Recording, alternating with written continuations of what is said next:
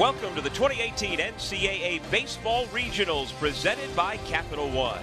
Tonight at Baum Stadium in Fayetteville, a matchup between the host, #1 seed Arkansas, and the winner of this afternoon's elimination game, Dallas Baptist, out of the Missouri Valley Conference. It comes down to this. Arkansas needs just one win to punch its ticket onto the Super Regional round. Dallas Baptist, meanwhile, needs to win tonight to force a 7th and deciding game tomorrow. And welcome everybody to Fayetteville. Doug Sherman along with former Dodgers minor leaguer John Gregory. So glad you could be here tonight to see the drama play out. Arkansas clearly is in the driver's seat. They've got all of their pitching lined up, while DBU is clearly the underdog and scrambling with their pitching. Yeah, no question about it. Isaiah Campbell getting the start for tonight for Arkansas. A guy's fresh. I think they're reaching right now as much as they can at Dallas Baptist to get as many arms ready to go for tonight, and they may need it against this type of lineup. Well, the way the Razorbacks have been pitching this weekend, they have been lights out from the start. They have Casey Murphy last night, tremendous outing. Blaine Knight, 8 innings pitched in the first outing, and boy, are they getting support from the freshman Heston Kerstad. He was able to deliver, and how about the leadership of Carson Shaddy? Their senior third baseman, this guy, hits the triple last night. You can see the emotion at the end of this. He's just a leader of this baseball club. And so the Hogs are set up to face a DBU team that avoided elimination this afternoon, beating Southern Miss thanks to the right arm of Luke Eldred, who pitched 8 great innings and got plenty of support. Yeah, and he got that support. Devlin Granberg, their leadoff hitter, 10 of 14 in this tournament. 7-14 he's hitting in this. This team scored 27 runs. They've got 9 home runs in this regional. They're hitting the ball all over the park. Something's got to give tonight. Arkansas, Dallas Baptist, a Razorback win ends the regional. Arkansas advances. A DBU win forces a 7th and deciding game tomorrow. The drama unfolds after this. We'll have the starting lineups and the first pitch from Baum Stadium in Fayetteville coming up next. Arkansas starts Isaiah Campbell on the mound. As you see, 6'4", 235 pounds, a redshirt sophomore from Olathe South High School in Olathe, Kansas. Now this guy, take a look at the scouting report on him. 90 to 93 fastball. He's got a really good changeup that he'll throw to right-handers.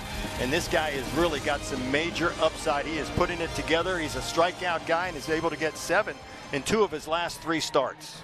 Well, they say he's got the best pure stuff on this starting staff, which is saying something for the Razorbacks, and he's going to need it against a potent Patriots lineup led by that man, Devlin Granberg, who was signing autographs after the game this afternoon. His teammates were what, calling him Ted Williams? Unbelievable what this young man is doing here this week. And we are underway in this regional final round in Fayetteville, Arkansas. Well, the numbers speak for themselves for that young man.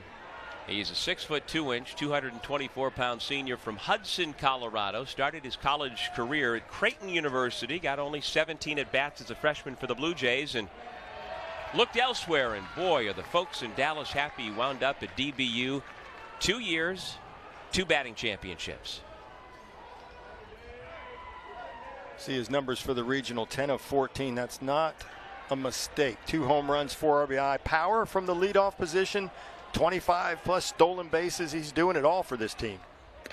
And he's doing it against right-handers, against left-handers. Hard throwers, soft throwers. He's hitting line drives down the right field line, left field line, power to all fields. It really has been something. Fun to watch him today. Saw him at batting practice this morning. And just standing behind the cage and watching him hit and the way he approaches batting practice, everything back up the middle. Fouled back and out of play. 2 balls and 2 strikes. Well, both of these guys who we are seeing square off right now will likely hear their names called early in next week's Major League Baseball draft, which actually gets underway with the first round tomorrow. Some projections have Campbell going earlier than others. There's a question about his signability, and he's still coming off of a 2007 surgery to remove bone spurs in his elbow. May have raised some questions. But as I said off the top, John, in terms of pure stuff, oh yeah, and velocity, it's all there. Yeah, you'll see it. I mean, he throws as hard as anybody on the starting staff and can really get it up there. He'll touch 93, 94, and he can really pump it in there. The good thing about him is he's got some number 2 pitch, number 3 pitch, and that changeup really, more than anyone else, throws out against right-handers. Ball 4. Devlin Granberg works a leadoff walk. Here's how the Hogs line up defensively. Kerstad in left, Fletcher in center, Cole in right. Martin at third, Bigger short. Carson Shaddy at second, Jared Gates at first. Grant Cook behind the plate, and Isaiah Campbell, who at 6'4", comes over the top and has a steep downward plane with every one of his pitches. Yeah, and that's what makes him effective, because when he gets that breaking ball working, he's got the changeup and he's got the hard curveball that he throws that's really kind of 12 o'clock to 6 o'clock. Facing another gentleman, Jamison Hanna, who the scouts are real high on, potential first-round pick. And after that ball, Grant Cook, who is clearly the captain defensively of this team, heads out to talk to his battery mate. And John, that walk issued by Campbell, the 25th he has given up in 58 1/3 innings. The one bugaboo that you cannot do in this regional is just give up 3 passes, because this Dallas Baptist offense will take advantage of you.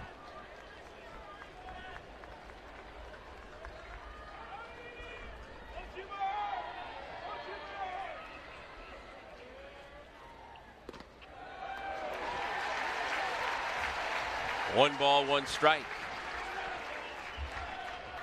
Isaiah Campbell has to have his attention split here, because the runner at first, Devlin Granberg, also an excellent base stealer. 26 steals. He's been caught just once. And the throw goes that way. Isaiah Campbell is an impressive young man. He is a biochemistry major. Is that what you were studying at Marshall University back in the day, John? Started there. Yeah. Till day 2 when you realized it's not for me. Caught the outside corner there, 1-2. It's not how you start, it's how you finish. Exactly. Exactly. Well, I mentioned the surgery last year for Campbell. Had some elbow inflammation that cost him a start earlier this spring in late March, but he is sound and good to go here tonight with a chance to close out the regional for the Hogs. As expected, a huge crowd here for this ball game. Friday afternoon when Arkansas played, we had 9,200. Last night in the second round game, had over 10,000, and I would guess tonight's crowd in that ballpark as well. Couldn't get a better evening either to be out here watching some baseball. You humid and I weather we had at first. I mean, it's gone. There's no humidity out here. Just perfect for all these fans to be here. And again, when the gates opened up at noon today for the afternoon game between Southern Miss and DBU, people went sprinting down that hill you're looking at there with those folding chairs to get seats to make sure they had a front row spot for this ball game. Most of them were empty for the afternoon game. They probably laid down their mark, went home, had a nice afternoon, and came back for some baseball. And you and I were walking around the concourse about an hour ago and thinking, boy, wouldn't it be nice just to grab a couple of seats and join the crowd. What a perfect night for baseball. Let's see if they put Granberg in motion on the 3-2 pitch. There he goes. Ball 4. And just like we have seen all weekend, the Patriots have Granberg at second, Hanna at first. What did we say earlier in the previous game? Just mark it in the scorecard. Those two guys are going to find a way on, and we're going to get an early visit to the mound here. Well, this is a real bad sign for Campbell. He has faced 2 batters, walked them both, and received mound visits after each. This is Wes Johnson, as you see, the much respected pitching coach for the Arkansas Razorbacks. He's in his second year here in Fayetteville. Spent 2016 at Mississippi State, and actually the 4 previous years before that, 2015, 14, 13, 12, he was at Dallas Baptist working in the other dugout for Dan Hefner. Yep, quite a connection. A lot of respect from dugout to dugout when you talk about Dan Hefner and that man right there, Wes Johnson.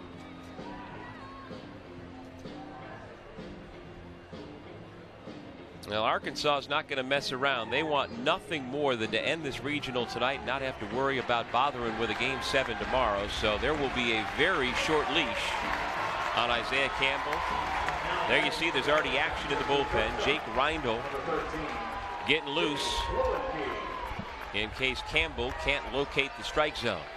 You almost get the feeling these fans are just trying to lift him and support him.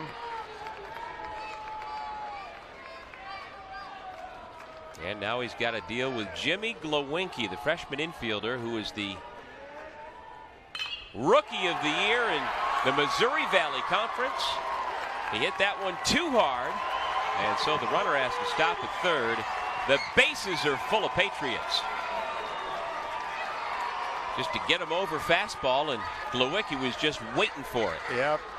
It was interesting. I was watching while he was standing on deck. Dan Hefner went over there to talk to him. I thought probably he was going to tell him, hey, look, let's take a couple pitches and see where this goes, because he has not been able to get anybody out yet. And now we're going to get another visit to the mound right now. He's done.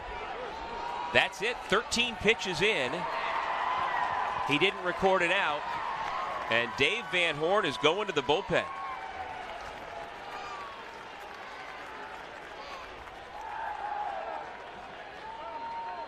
What do you think about that, John? Wow.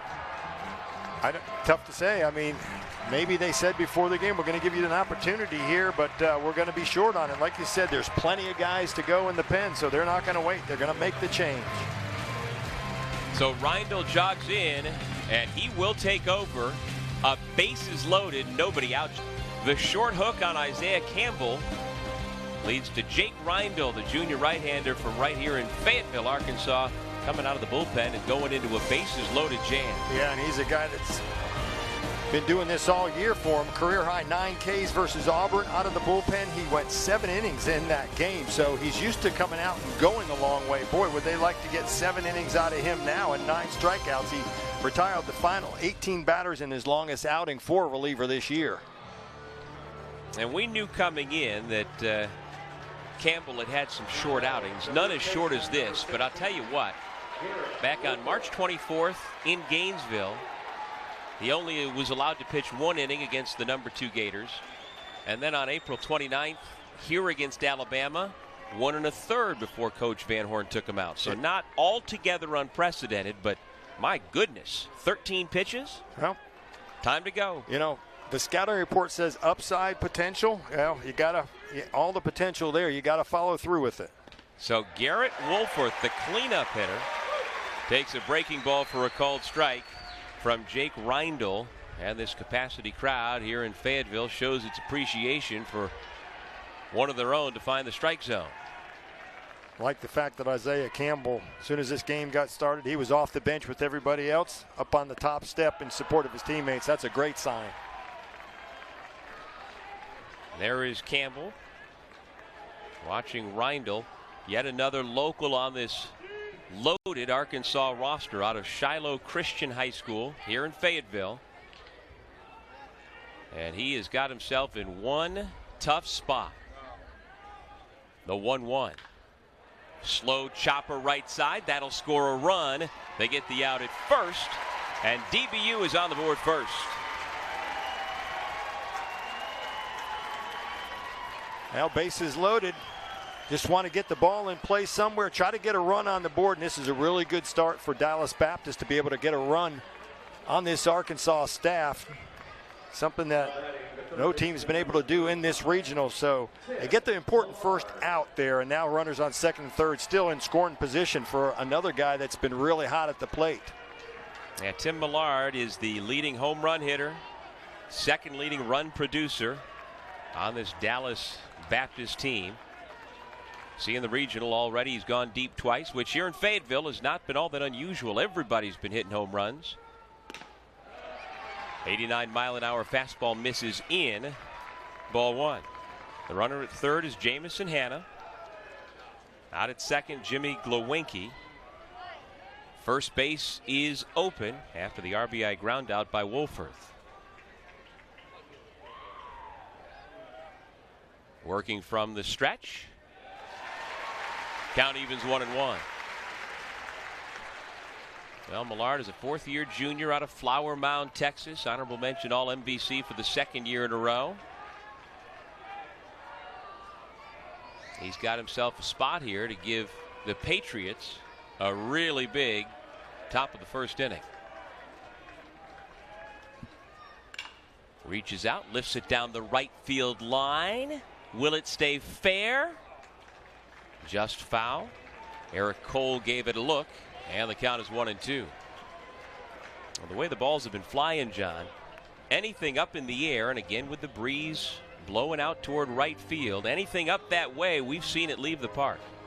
That was a ball that he just reached out and really kind of tried to defend it and knock it out of, foul it away, and that thing just kept riding out of here and had an opportunity. So you're right, anything to right field. Earlier today we saw the same thing, and with this wind out here, it's going to aid that thing anytime you lift it out to right. Dan Hefner's DBU club was shut out on Friday, but ever since they have had their hitting shoes on. 18 runs in their second game. They put it to Southern Miss this afternoon to get into this ball game. Swing and a miss. Reindl struck him out. Got him on a fastball up and in. Saw him foul it off to the right side, and Fulton kind of got inside. Got in his kitchen. You saw him try to pull his arms in there and get that barrel out there. Not able to do it, and a little bit tardy on that swing. Well, a huge second out for Jake Reindl. And if he can get past the catcher, Matt Deuce, this place will really erupt. Runners lead from second and third. Deuce looks at a strike.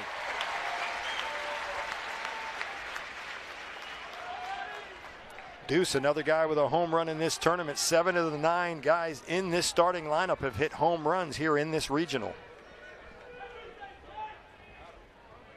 Reindl was so valuable for Arkansas against SEC opponents this year. He did not allow a single extra base hit in conference play. That ball misses. A ball and a strike. And Jake last year had a big sophomore season, but struggled early in the non-conference this year before really locking down in SEC play.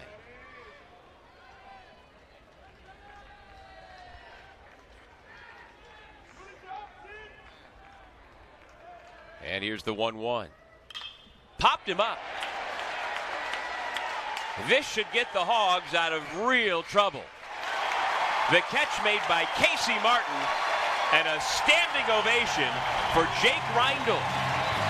He comes in after the starter is pulled with the bases loaded and nobody out, and he gives up just a single run. Cody Funderburk gets the starting assignment for Dallas Baptist University. Typically the first baseman. He will be, well, a big question mark, to be quite honest. He has some good and he has some not so good. And you can see 93 to 95 on the fastball. That's the good glove side cut on that. But the question is, how deep can he go? Dallas Baptist, not a lot of guys in the bullpen. Can he get 5 innings for this team today? That would be huge if he's able to step up and throw 5 innings. Well, one of the other good factors for him is you see the lineup for the Razorbacks, one of the most potent in the entire NCAA tournament field of 64. The good news is Funderburk takes the mound with a 1-0 lead. And the big left-hander gets a called strike. Again, at the top of the first inning, Isaiah Campbell threw 13 pitches. He walked the first 2 batters, gave up a line single on the first pitch to the third hitter to load the bases. And head coach Dave Van Horn had seen enough. He goes out with the hook, and it worked out almost as well as Arkansas could have ever hoped for. No question.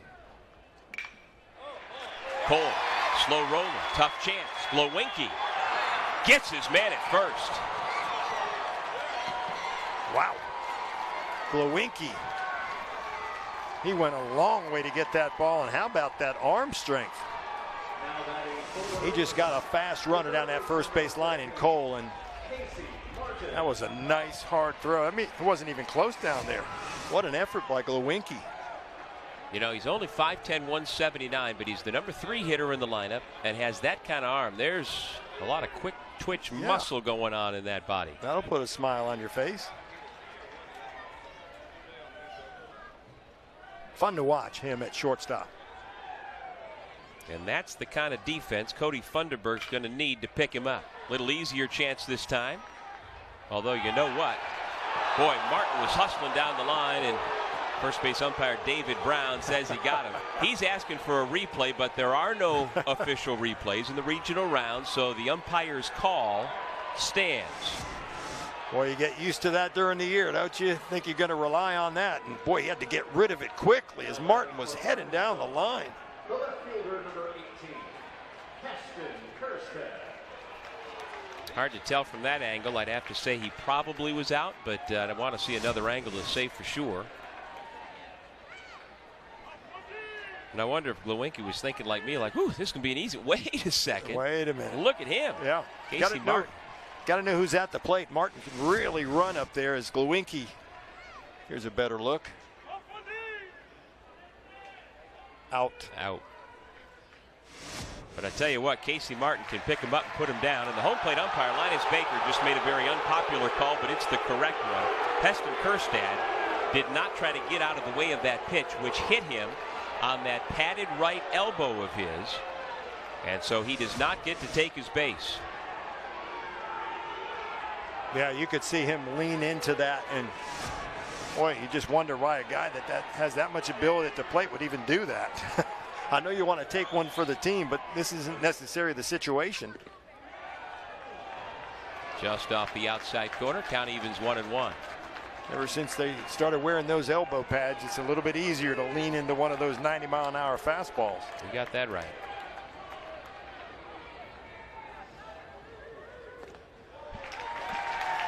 Well, if you were to go into the laboratory and diagram a baseball player, you would come out of that lab with Heston Kerstad. Yes.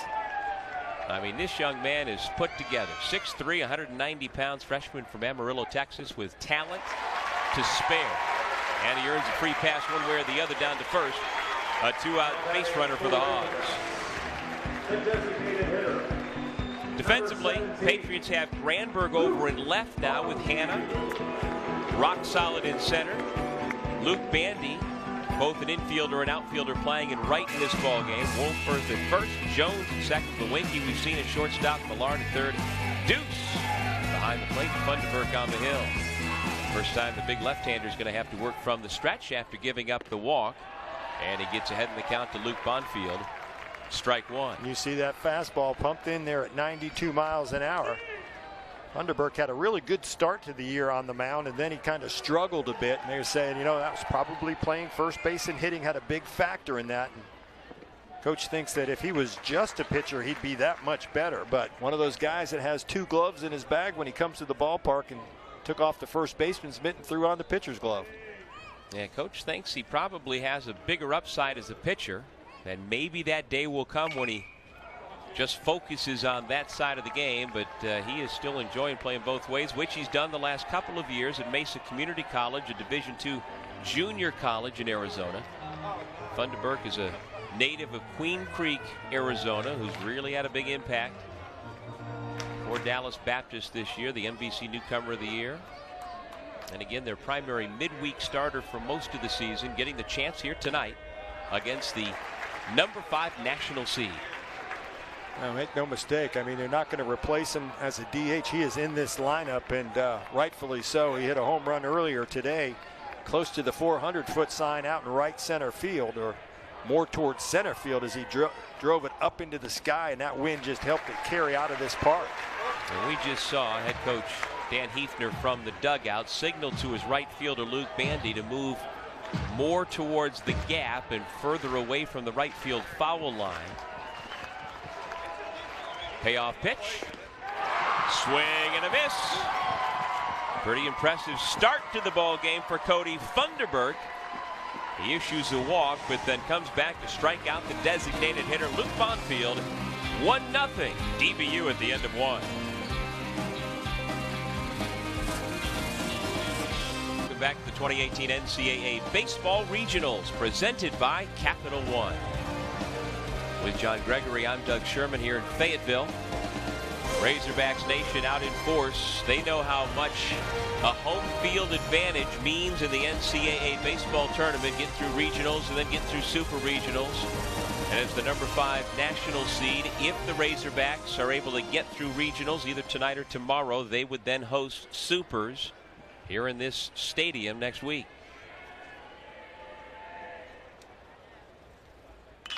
Jake Reindl's first pitch. Popped up foul by his opposite number, and it falls untouched. Well, we've been doing some scrambling here just to catch up on this whole Isaiah Campbell, Jake Reindl thing. This is not the first time this year that Arkansas has used this template. Back in April, Campbell was pulled after 2 innings in a game here against Auburn, and Reindl came in and pitched 7 innings of 1-hit relief, gave up 1 run, struck out a career-high 9. So there's your template. If they could replicate that here tonight, I'm sure the Hogs would be very, very happy.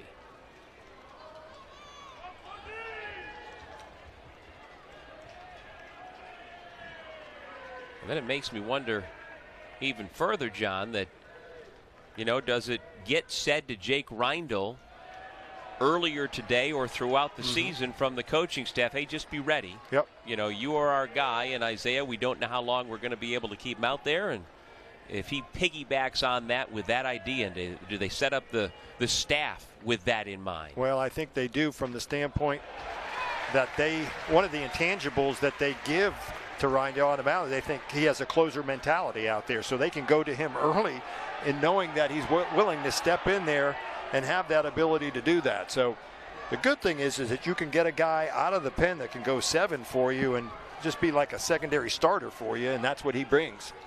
Well, he's got to be careful here. 1-2 count to Funderburk. He is the pitcher, but he does also have 13 home runs this year. Funderburk batting .305 with 13 homers and 48 RBIs, and almost assuredly Funderburk will not pitch a complete game here today. So at that point, when he is relieved, he will stay in the game as the number 7 hole hitter, and the designated hitter will then come into effect, and he will hit for whoever relieves him. Nice looking stroke there, drives it toward the gap, and it's going to get down. Fletcher plays it on a hop. Nice job to keep Funderburk to a long and loud single.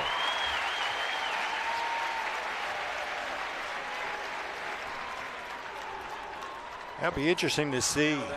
Statistically, I wonder how he performs hitting while he's pitching, you know, in comparison to his days just, you know, playing first base. Is he into it a little bit more? He's certainly got the sweat going when he was up at the plate from just getting off the mound. Well, he made a couple of fabulous defensive plays at first base in this afternoon's game against Southern Miss. Certainly was into it then.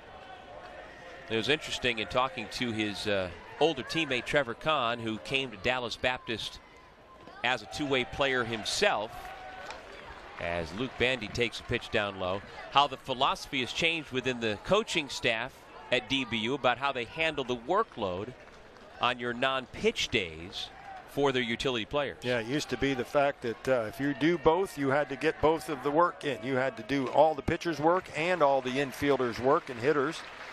And that just became a grind on guys, and they realized that is not the way to get it done. So you can see right there, you just wonder, after a day of playing first base, being out in the sun, was he hydrated enough in that first game to be able to get the 5 innings he needs tonight? You can see him kind of huffing and puffing already. Fortunately for him, this day wasn't like it was on Friday, where it was 95 and humid. Luke Bandy takes the slider inside. It'll also be interesting, you know, there were 2 different philosophies going into our afternoon elimination game, where Dallas Baptist chose late this morning, early this afternoon, to have their batting practice outside here on the field in the sun. And again, it wasn't blazing, but it was still outside in the sun, while Southern Miss, the team eliminated, purposely said, well, we might be playing 18 innings today. They felt it was better, as the pitch hit them, runners on first and second, they thought it was better to get out of the sun for their batting practice, and they hit in the indoor cage. Yep. So again, DBU has been out of this field for the better part of the last, 7 hours? Yeah. While Arkansas has been well rested. Will that play out, especially with Funderburk? Yep.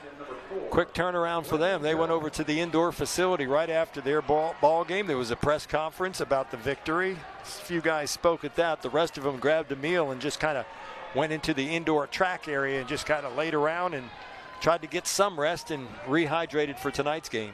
Noticed a couple of them close their eyes as well. Take a little cat nap in between games. In at the corners defensively, guarding against the potential bunt by the number 9 hitter, Blaine Jones.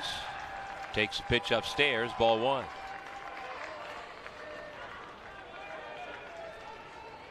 This is surely a situation where you do want to lay down a bunt here, try to sacrifice a couple guys over, get them in scoring position, but we have not seen a whole lot of this in this regional. It's been about long ball and big innings, not so much small ball to just manufacture runs, but tonight maybe a different story in the championship game. Yeah, grip it and rip it for the most part in Fayetteville.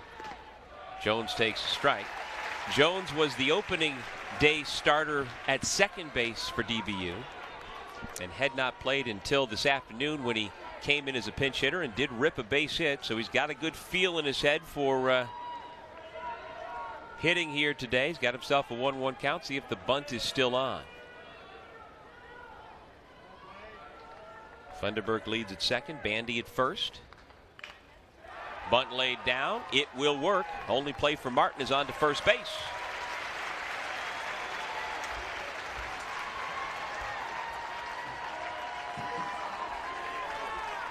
One away and back to the top of the order with 2 runners in scoring position for the hit machine, Devlin Granberg.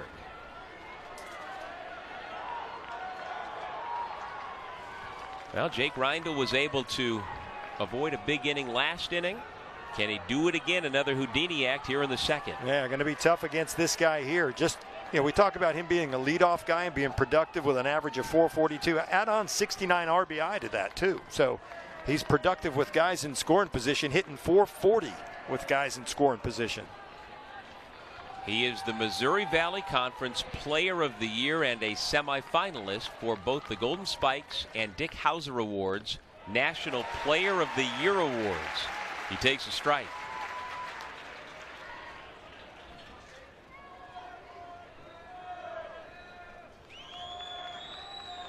Granberg walked to begin the ball game and came around to score the only run so far.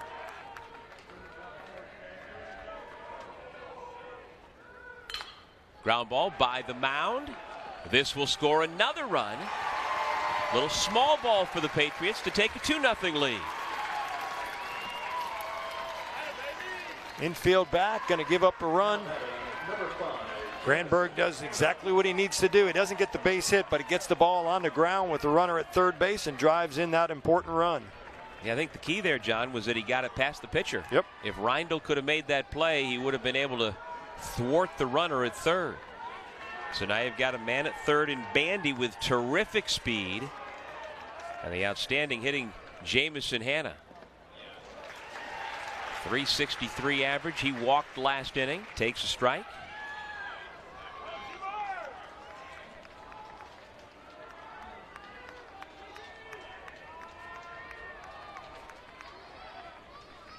And I'll tell you what, getting Funderburk off the base paths here for a few minutes is probably not a bad thing either for Dallas Baptist. No, you almost want to take some time at the plate if you're Hanna up there to just give your guy some time to sit in there and just take a sip of water, relax a bit.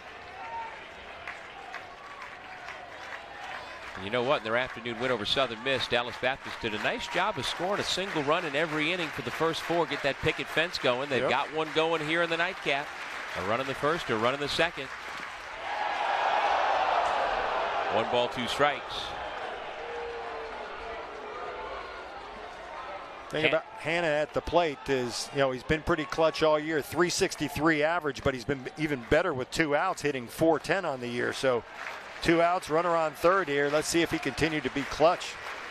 Had a 35-game hit streak to begin the season, but not here. Swing and a miss. Well, the Razorbacks have been flirting with a lot of danger.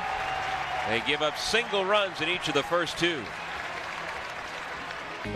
Now the Arkansas Razorbacks hoping that statistic holds up.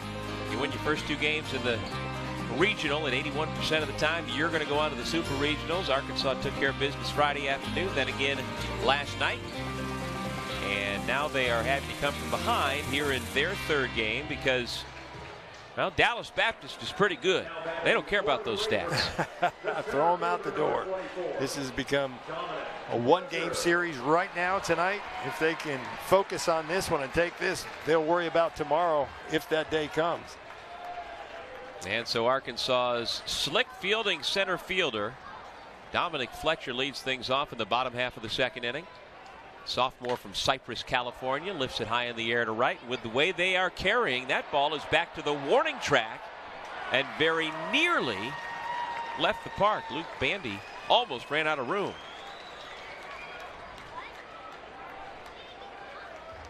So Fletcher retired. That'll bring up one of the real spark plugs, one of the emotional leaders here in Fayetteville, the hometown second baseman Carson Shaddy.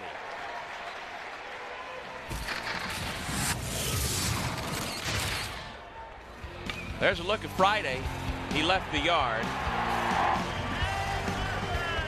And you know what? Here's a crazy stat for you. The Razorbacks as a team this year have a total of 5 triples. One of them came in last night's game by Shaddy. Knocked in a couple of runs, and he was on his knees pumping his fist into the dugout. And this place, all 10,000 strong, was going nuts. Yep. Almost triple will ignite the place more so than a home run would. Absolutely.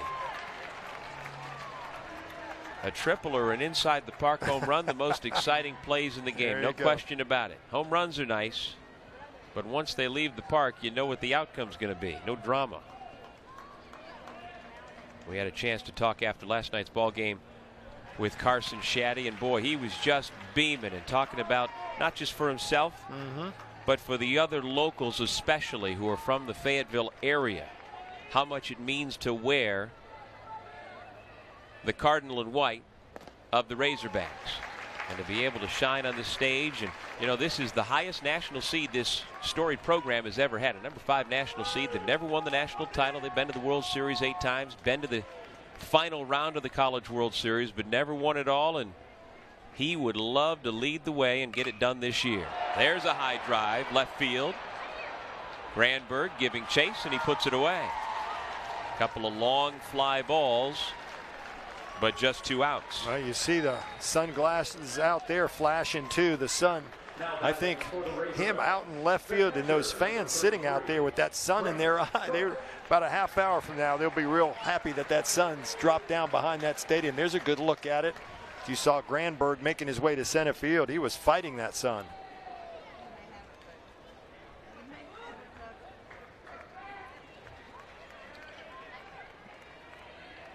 Here's another one of the hometown heroes, catcher Grant Cook.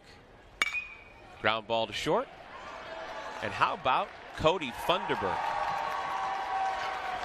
Gets through 2 innings unscathed, giving up just a walk. Patriots up 2-0 as we head to the third. Some of what we were talking about with this Arkansas program. 8 times they've been to the College World Series. Best was that runner-up finish in 1979. Well, on that list, we can tell you the Seminoles aren't going to get off of that list this year. Number 7 national seed this year. Noles got swept down in Tallahassee. Clemson's up against it right now. They may not get out of the regional round. Arkansas, though, they, in spite of being down 2-0 here, have looked like world beaters first couple of days in this regional. And we have been treated to that. But Dallas Baptist has come to play. You know, you got a lot going on in that head. What about Northern Colorado? What years were, you know, you should fire that off. You don't need to look You had that to ask. up. Now I'm not going to watch this half inning. I got to look something up. You just have to challenge him. That's all you have to do. He normally has that stuff in the back of his head. My goodness. Northern Colorado. Google's a great thing. As Jimmy Glowinky faces off against Jake Reindl. Glowinky had a single in that first inning. Batting average up to .332. Really been stellar on defense too. Been hit 3 times. Each time he's been hit, it's been a little harder and harder. And fortunately, he's been okay. Line shot through the middle for a base hit. 2 for 2 for the freshman shortstop. Well, it seems like we've heard that a lot when you talk about these two teams. Freshmen, guys that are just stepping up and delivering all year. And boy, he hit this hard right back at Rindell up the middle. Well, the Northern Colorado Bears were founded in 1924, John. Okay. And they went to the College World Series in 52, 53, 55, 57, 58, 59, 60, 61, 62, and then again in 74. So it's been a while. Wow. 44 years since the Golden Bears, the blue and gold of Greeley, Colorado, have made it to Omaha. So there you go. All you have to do is ask, and you'll come up with an answer. I'm telling you, what will we do without our phones? Never have to go without getting the answer to any question you have. Garrett Wolfert gets ahead in the count, 2-0. Arkansas, the Western Division co-champions, along with Ole Miss of the SEC, come into this ball game with an overall record of 41 wins, 18 losses, perfect 2-0 so far in the regional. If Arkansas wins tonight, the regional is over. DBU battling to try and force a 7th and deciding game tomorrow. Wolfert gave it a ride, but Cole was able to track it down. Cole having a little discussion out there with Dominic Fletcher in center field. I think he said, boy, that ball just kept going on me too. Kind of almost got away from, had the backhand to catch up to that one. Well, Cole's an excellent defensive outfielder, and there's talk that he is possibly going to be a center fielder at the professional level. He's a junior from Southlake, Texas, who could hear his name called pretty early next week in the Major League Draft. Now Tim Millard, who was struck out in the first inning by Jake Rindell, after Rindell replaced Arkansas starter Isaiah Campbell after just 13 pitches. Campbell was ineffective, walked a couple, gave up a hit, and Coach Van Horn had seen enough.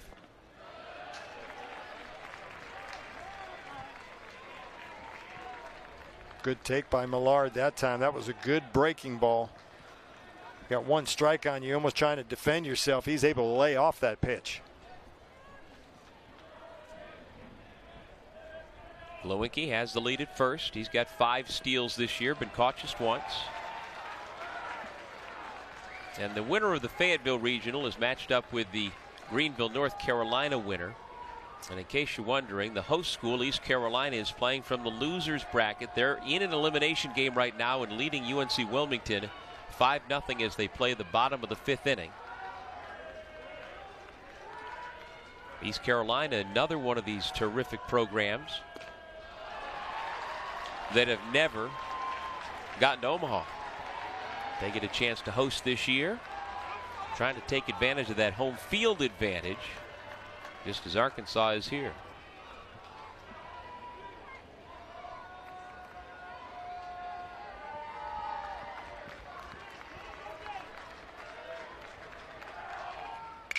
Line drive, base hit. Glowinky had to freeze just to make sure that ball cleared the glove of Carson Shaddy at second. So runners on first and second, 1 man out, 3rd straight inning. DBU is threatened.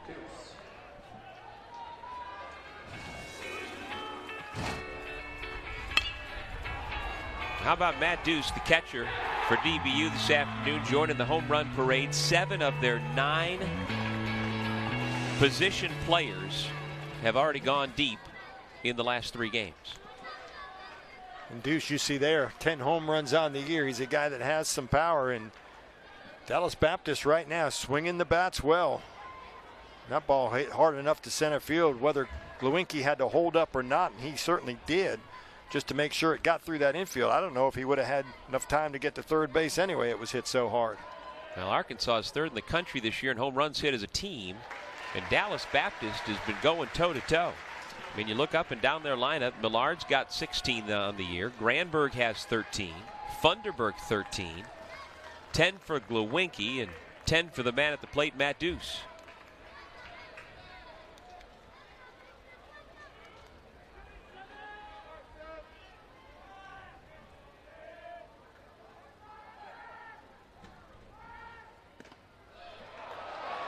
That ball missed, so says home plate umpire Linus Baker.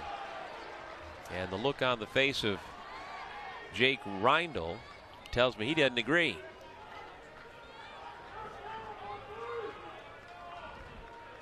The junior right-hander from right here in Fayetteville out of Shiloh Christian stares in for the sign from their defensive captain, Grant Cook.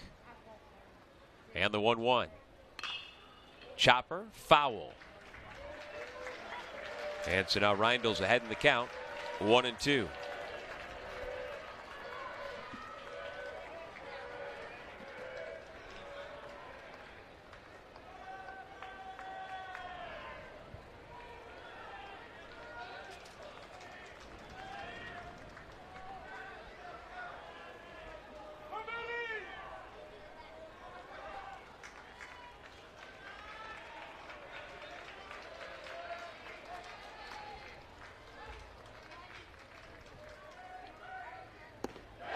Struck him out.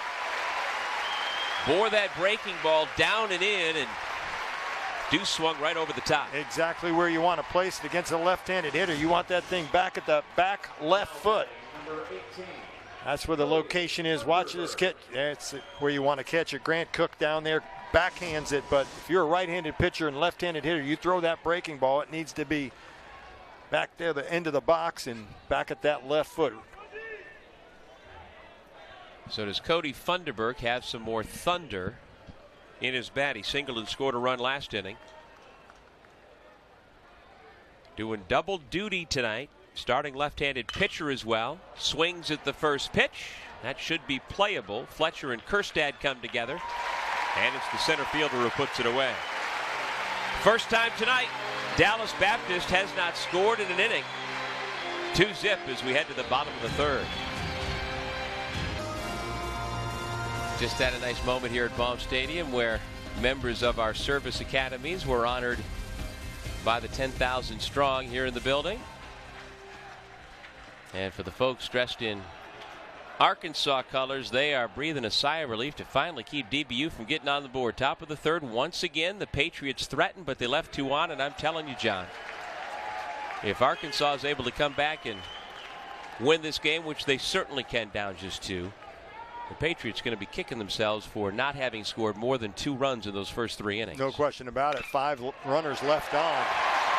And here come the Hogs. Line drive base hit by Jared Gates.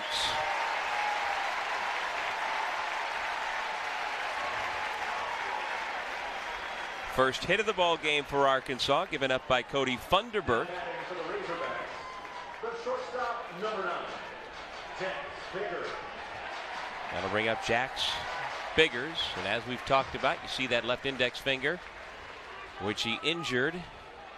He's playing with it. Rap says it does not bother him at all while he's hitting. He just had to get creative with that batting glove so he could fit that big wrap around. Looks like that wrap's a little smaller today than it was yesterday. Well, yesterday it went flying after he swung at a pitch in last night's game. Biggers batting .286, 4 home runs, 22 RBIs. Pretty good pop out of the number 9 spot. Facing the tall left-hander, Cody Funderburk, the number 4 starter in this Dallas Baptist rotation. We've seen Kahn, Johnson, and Eldred. Eldred, who was so good this afternoon.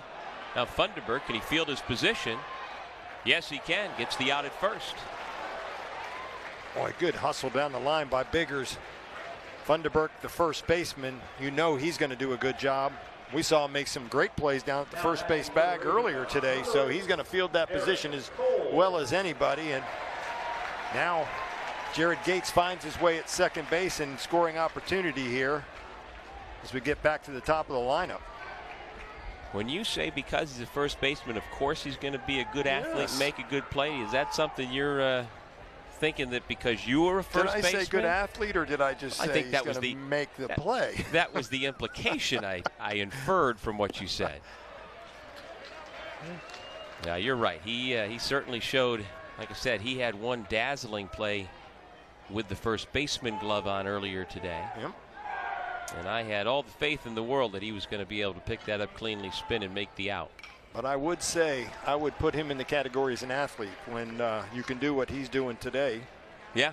Hit a home run, play first base, get some good defense, and then start on the mound in a championship game like this. And, you know, I'm kind of a believer with Dan Hefner says. He's pretty good on the mound. Yeah. I mean, if he dedicated himself to that only, how good could he be? 93-mile-an-hour fastball with that really good breaking ball he has. So what do you think? Ball gets away. And I tell you what, I don't think Matt Deuce picked up quickly enough that Jared Gates was trying to go to third. No. I didn't get a good look at it. I kind of looked down at my scorecard. Wasn't sure if that was a delayed steal or not, because he recognized that. Gates recognized that ball on the ground. I mean, the ball just was sitting at his feet. Deuce was in no hurry. They gave him a stolen base. So I guess that was a delayed steal. Yeah, I think so. Just the way he got there in a hurry, it looked like he bounced off. I wasn't sure if he fell or what he did. Well, I was starting to ask you there. What do you think Funderburk is not getting in terms of reps and preparation by not being a full-time pitcher? Is he not getting in as many bullpens? Is he not getting as much time working on his mechanics and his arm slot and his, footwork? Slow roller. This will score a run. RBI ground out for Eric Cole. Razorbacks get on the board.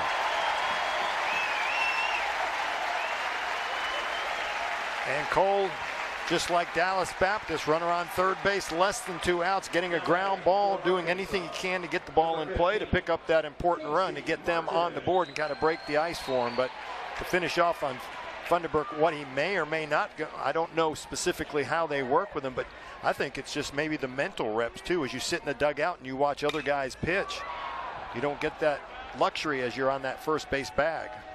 Well, he's done a nice job. Gives up the run here on the one base hit, the only hit he's allowed. But Arkansas is on the board. It's a 2-1 ball game as we head to the fourth. Back at Baum Stadium, where Arkansas has gotten on the board against Dallas Baptist. 2-1 Patriots as we head to the fourth inning. Joined in the dugout by Razorbacks left-handed pitcher Casey Murphy, who last night was brilliant over 8 innings. And Casey, what was it like for you last night in that spot, pitching as well as you were able to perform? I mean, it was great. It felt, it's thrilling. Pitching in front of this crowd is always great and stuff like that. But, you got to give credit to the offense as much as possible. Getting a big lead like that, it makes it a lot easier to pitch in a situation as I did. They did put 10 runs on the board for you, but I go back to kind of a career performance before you, and I'm always impressed on, so we see the lazy fly ball to center field, I'm always impressed on the amount of control guys are having. 80 innings pitch coming in, 15 base on balls on the year. Where do you attribute your success to throwing strikes? I think it's more of a mindset for me. I struggled early on in my career as a freshman with control because I didn't really know who I was on the mound. I think I figured that out my sophomore year, and I really took it into this year. I took control myself and knew who I was, and that I was not going to be an overpowering guy, and then I was going to hit spots, and that's just kind of how I figured I was going to pitch. Well, we have seen Jake Reindl come in and do a good job replacing Isaiah Campbell early. Not the first time you guys have used this strategy this year. Give us a scouting report on Jake Reindl, and coming into a situation like this, what can we expect the rest of the night out of him? He's gonna be all around the zone. He's gonna use that slider, kind of back guys up and try to get him to give up on it. But he's done this before. He did this last year. If remember the weekend against LSU, he came in and gave us 7 or something innings like that. It was crazy out of the pen. But he'll be all around the zone. He'll get a lot of contact. But he'll compete for us. And finally, we asked Carson Shaddy last night about what it was like for him to play in that atmosphere last night as a local kid. And same thing for you. You're from Rogers, Arkansas, just up the road a bit, and you talk about the big crowd. You're used to it. But for a hometown kid, it's got to feel a little bit more special, don't you think? Yeah, absolutely. Spot on. I know Shaddy's got probably a little bigger local fan base than I do, being a Fayetteville Bulldog from this area. But No problem. Can of corn. We got a guy there. No, it's great. I mean, I love the fan base, but the most important thing to me is that my family gets to see me to pitch every weekend. So, I mean, that's the most important thing for me. But, I mean, like you said, after the family, I mean, the fan base is amazing and best in the country. So, it's always thrilling and looking forward to it every weekend. Well, you've got the best seat in the house tonight. Enjoy. Thanks so much for a couple minutes. Yeah, I appreciate it, guys. Thank you. All right, that's Casey Murphy, the junior left-hander out of Rogers Heritage High School. All-SEC tournament team a year ago, and might wind up making his way onto this year's regional tournament team after his performance last night.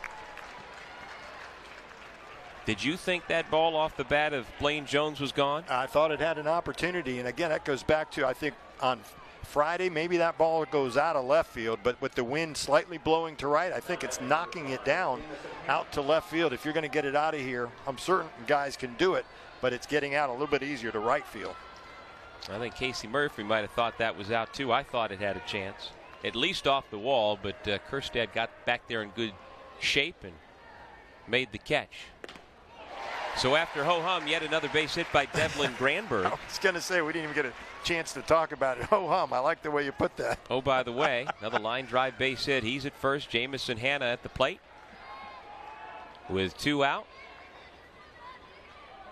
Hanna has walked and struck out tonight. That batting average sits at .361.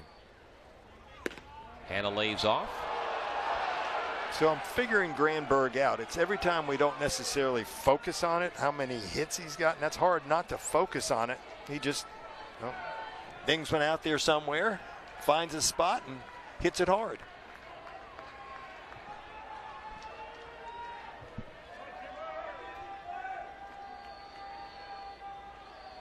Gets a good lead. Ball gets away. And for the 4th straight inning, DBU has a runner in scoring position. So after a couple of quick outs to begin this 4th inning, Jake Reindl has found himself a little bit of trouble. A single. And now Granberg moves to second.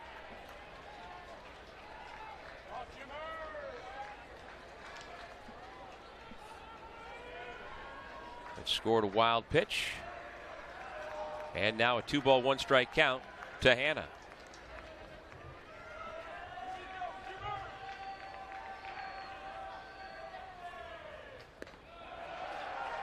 Ball came out of his hand a little funny there. Yep. That's why it was wide. Missed the plate toward the third base side. You could see that ball kind of spin out. Just left his hand a little bit early. Casey Murphy was talking about that slider, his ability to do that. Sometimes it just kind of gets away from you and came out of the top of his hand. Little better one there. Yeah, much better. Big pitch.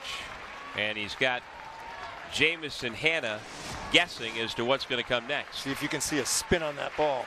Boy, as a pitcher and you release it, you can see a little dot. If you throw a really good slider, you can see a dot on the back of that ball, and that looks like one that you'd be able to recognize it was a good one on the mound. Granberg with a big lead. The pitch inside hit him. And that means they're going to send the base runner back to second. Dallas Baptist would have preferred to it not have hit him, had it be ball 4, and then the runner at second could have advanced as far as he wanted. And with that big lead, he might even have had a thought to come home. Yep. Well, how about the University of Washington Huskies? They weren't supposed to be in the field of 64. No. Well, guess what? Ticket punched? Ticket punched. They are on to the Super Regional round, beating the UConn Huskies. Of course, in Conway, South Carolina. Coastal Carolina got bumped earlier. And so the Pac-12 conference, it's not just Stanford and Oregon State put UW in there. And they had to come across the country to do it. Fastball up. Jimmy Glowinky ahead in the count early. He's got a couple of base hits. Line drive single off the starter Isaiah Campbell, then singled in the third against Reindl. I imagine no one had a longer trip than Washington. Yeah, you're probably right. Anywhere from Seattle is a long distance. Beautiful city, beautiful state. Long way to travel. Just ask the Mariners.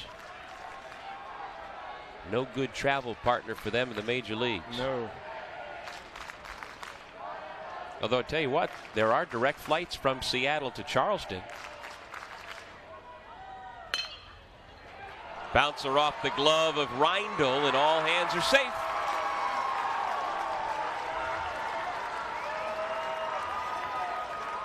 And for the second time this game, Dallas Baptist has the bases loaded for their cleanup hitter, Garrett Wolforth.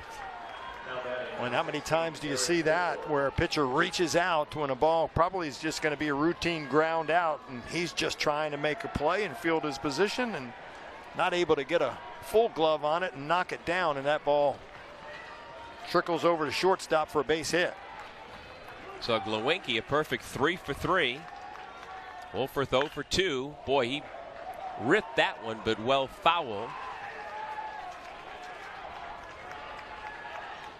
Wolforth has 6 home runs, 30 runs batted in, hitting .243 this season.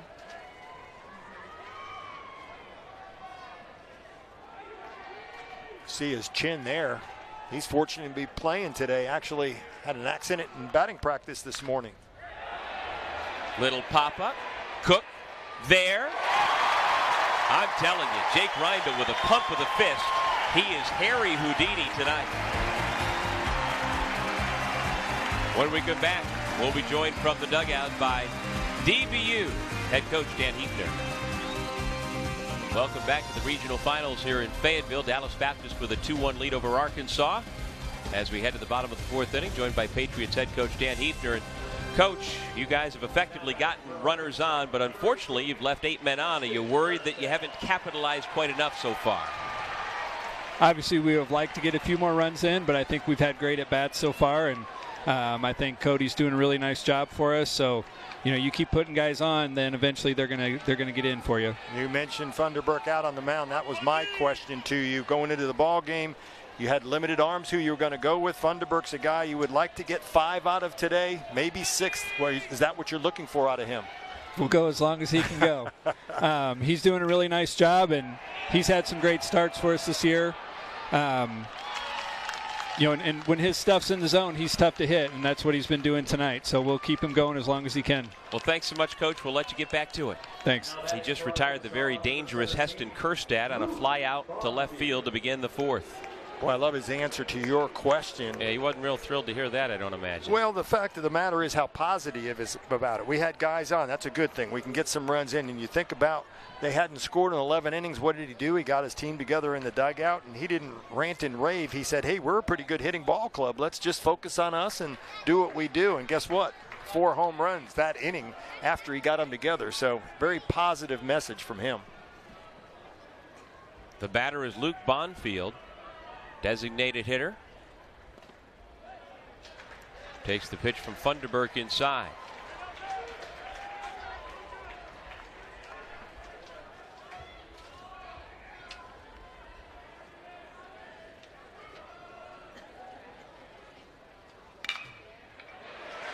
Ground ball base hit to left. Razorbacks have a 1-out base runner here in the 4th. The ESPN networks bring you every game on the road to Omaha, starting with regional coverage on ESPN2, ESPNU, the Longhorn Network, SEC Network, and ESPN3.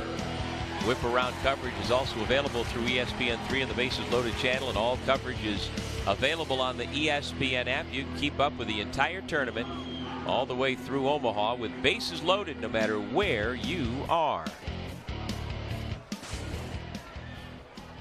Here's Dominic Fletcher facing the big left-hander, and he takes the ball.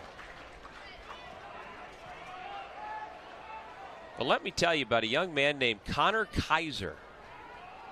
If you haven't heard of him, you will. He's a junior at Vanderbilt University from Overland Park, Kansas, and he is having the night of his life. So far for the Vanderbilt Commodores, young Mr. Kaiser, from what we are told, has a 2-run homer, a 3-run homer, and a grand slam. 3 home runs, 9 RBIs. Wow. And the game's not over. They're leading 14-6 in the 8th inning over Clemson, trying to knock the Tigers out.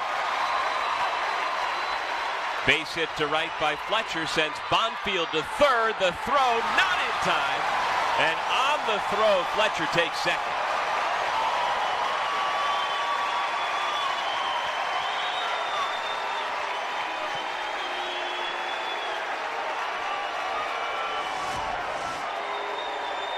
Watch this throw from right field. Luke Bandy, we mentioned him as an infielder, second baseman.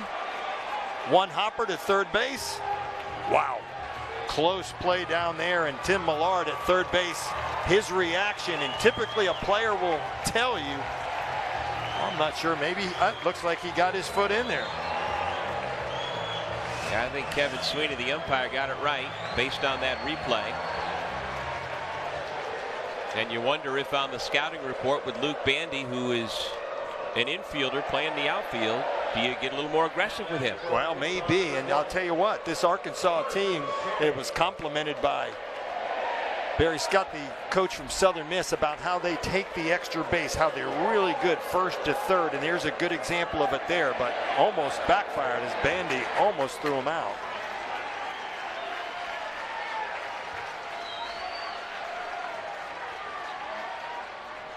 So the batter is Carson Shaddy. Slow chopper. That's a foul ball. And that's a good thing for the Razorbacks because Tim Millard just made a bullet of a throw to home plate that would have nailed Luke Bonfield. Well, it's obvious for Arkansas to be able to score on Dallas Baptist. They're going to have to do something against this defense. I'll tell you, they are playing fantastic defensively in this regional.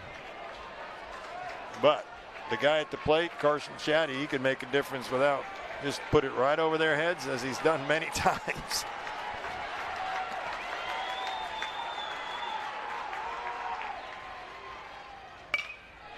Sharply hit up the middle. That'll score a run. They get the out at first, but we've got ourselves a 2-2 ball game. And guess who has these fans on their feet again? Carson Shaddy, as he comes into the dugout, clapping his hands across the field. He just knows how to get these fans ignited. And we shouldn't just ignore the fact that Jimmy Glowinski just made a real nice play at shortstop to get the out.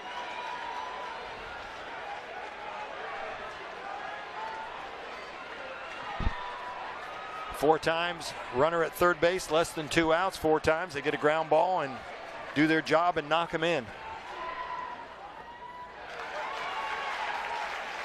And where Arkansas has done a good job manufacturing runs and taking advantage of their relatively few base runners tonight, Dallas Baptist has not been able to do that.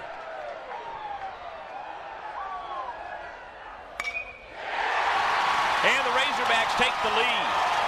RBI base hit for Grant Cook.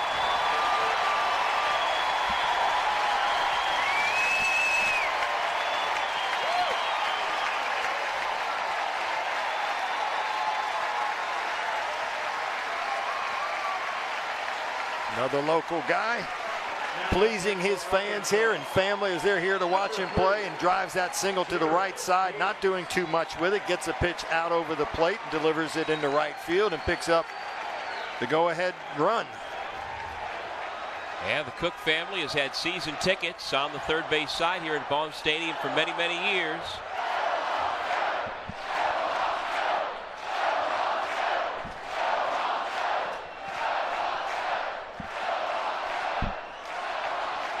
And here comes Dan Hefner to interrupt the chance of Go Hogs Go.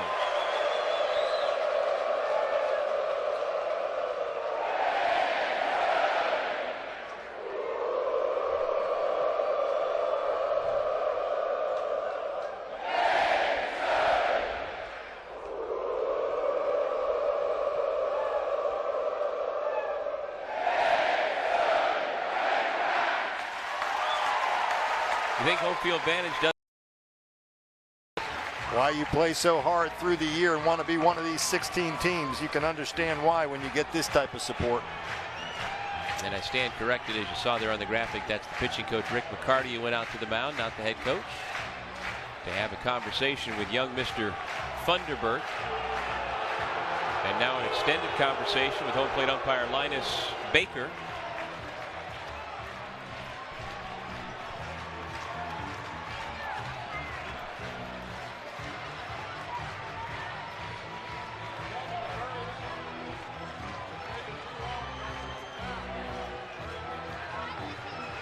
And so now Jared Gates will step in with the lead for the first time tonight. Arkansas 3, Dallas Baptist 2. A Razorbacks win tonight would end the regional and send the Hogs onto the Super Regional round next weekend. McGregor Hines, the Florida transfer, getting loose in the bullpen.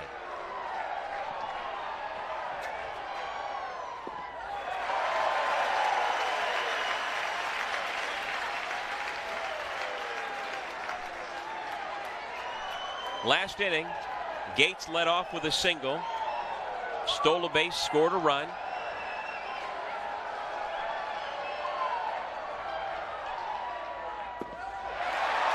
Able to lay off another offering from Funderburk, and he's got himself a 3-0 count.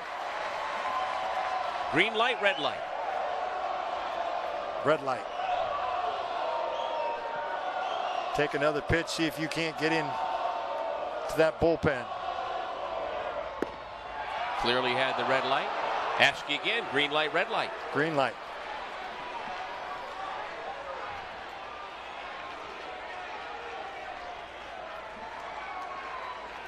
All gas, no brakes.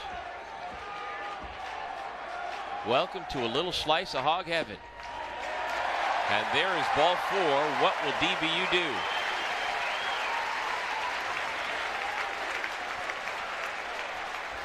Now batting for the Razorbacks, number 9, Jax Biggers. So the number 9 hitter, Jax Biggers, is announced. And there's the answer. So Funderburk will not be taken out of the game. He will be removed as the pitcher and become the designated hitter. And we will have McGregor Hines, the former Florida Gator, come in from the bullpen to try and stop this rally right where it is. Back to the 2018 NCAA Baseball Regionals presented by Capital One. Sellout crowd here at Baum Stadium in Fayetteville, Arkansas, on a picture-perfect night in the Ozark Mountains, and a chance to see McGregor Hines, the former Florida Gator from College Station, Texas, getting an opportunity to come in and pitch after starter Cody Funderburk went 3 2/3. What should we expect out of this right-hander? Well, strikeouts, 62 on the year in 46 innings, and he does it with a power slider, 83, 84 miles an hour on that slider that he likes to throw. He's got the fastball and a change, but make no mistake, his slider is his out pitch here, and boy, he needs to try to get out of this inning and get his team back in the dugout to see if they can't try to manufacture some runs and stop leaving guys on bases, because that's the only thing that's really hurt this DBU offense right now. Well, Dallas Baptist this week here in Fayetteville has not gotten a lot of innings out of the starting pitchers except for Luke Eldred this afternoon, and that may be their one saving grace, that he was able to pitch into the 9th inning today, and so they didn't have to use this guy. And so now they have a fresh and rested right-handed ace coming out of that bullpen, McGregor Hines, with the idea that, well, we can get him to the late innings and we can keep Arkansas right where they are. We've still got a chance to win this thing. But he's got a big task ahead of him here. Runners at first and second, 2 out. The batter is Jax Biggers.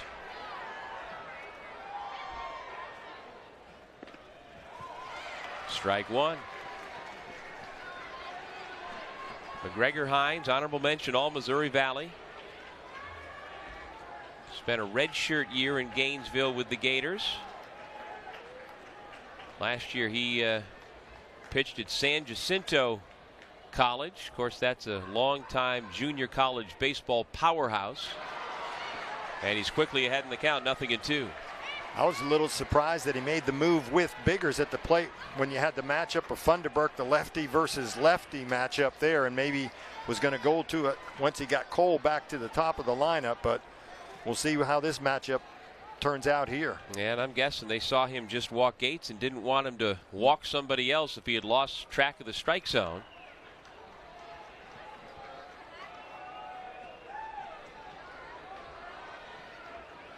And also, as we've talked about, Funderburk has not gone deep into many games. His pitch count had gone over 50. Maybe that was it. He's been out taking batting practice this morning, playing a full game this afternoon. And they still need his bat in the lineup going forward here tonight. Chopper over the mound. Easy out at second. And McGregor Hines does the job. But not before the hometown boy from Fayetteville, Grant Cook, their junior catcher, delivers the go-ahead base hit. Arkansas has a 3-2 lead.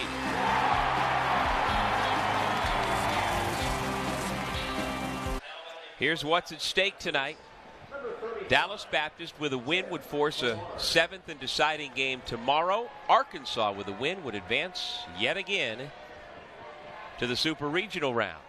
And Arkansas has just taken the lead for the first time tonight by putting across a couple of runs in the bottom of the 4th. We head to the top of the 5th. And we will see the 5, 6, 7 hitters up for DBU.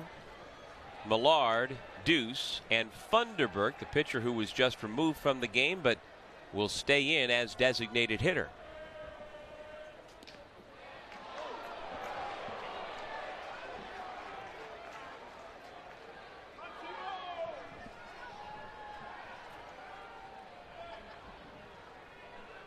Millard, as you see, 1 for 2, struck out his first time, singled in the 3rd, and he takes a strike from Jake Reindl. So now Reindl's pitch count is up to 63, and he has had a lot of stressful pitches. He came in with the bases loaded and nobody out in the first inning, did allow one inherited runner to score, but he gave up a run in the 2nd, allowed 2 base runners in the 3rd, and left the bases loaded in the 4th. So how much is he going to have left in the tank? Yeah. Well, the good thing about it is because they haven't used many arms out of that pen, he was the guy they needed to go to early, but there are plenty of other guys to go along with it. Again, Arkansas's bullpen is well rested. Starters in games 1 and 2 went 8 innings each.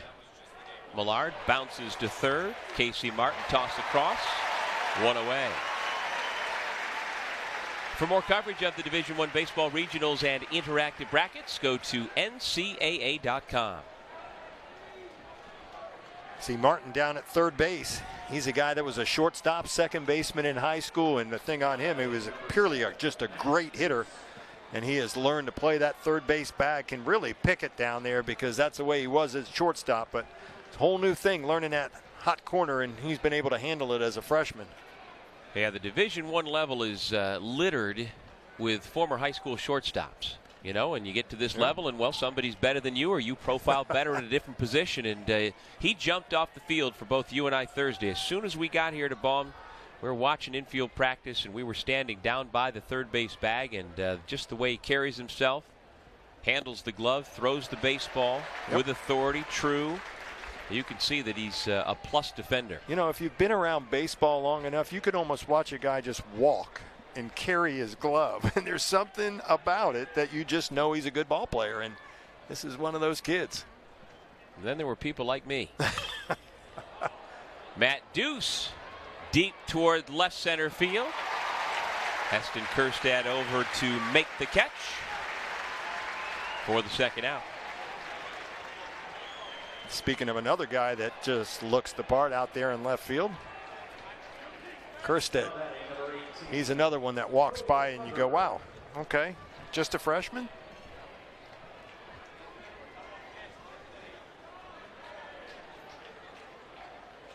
Well, Kjerstad was drafted by the Mariners last June in the 36th round coming out. Casey Martin went undrafted, but I would bet that 2 years from now, when they are both draft eligible again, both their names are going to be called early. If that kid right there was eligible this year, he would go pretty high. Never mind waiting another couple years. Him as well. There you go. Casey Martin and Heston Kjerstad. Their offensive numbers mirror each other They're both batting 343 and 342 coming in. They both have 13 home runs. One has 44 RBIs, the other with 51. Yep. And I tried to get Kerstad to tell me the other day, is there a little friendly rivalry going on between the two freshmen? Who's going to win the home run? Who's going to win the batting title? And he didn't go there. Yeah, if there is one, he didn't let on. Kerstad from left calls for it, and he dropped it. Funderburk able to get to second base on the two-base error.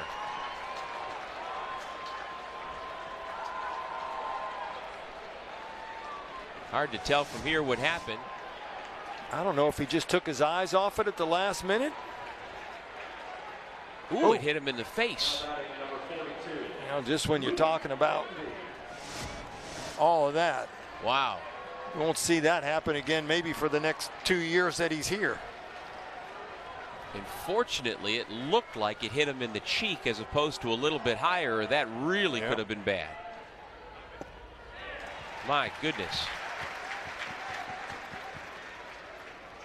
Well, let's see if DBU can capitalize on the mistake out and left.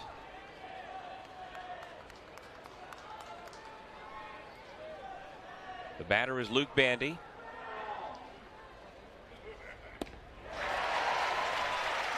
Quickly behind in the count, 0-2. As we told you this afternoon, when he arrived on the DBU campus, Bandy was given the choice of what uniform he wanted, and one of them that was available was 42, and the young man said, absolutely, I want to honor Jackie Robinson. Please give me number 42. And he wears it with pride every time he takes the field for the Patriots. Time called. And I believe the time was called by the catcher as indicated by home plate umpire Linus Baker.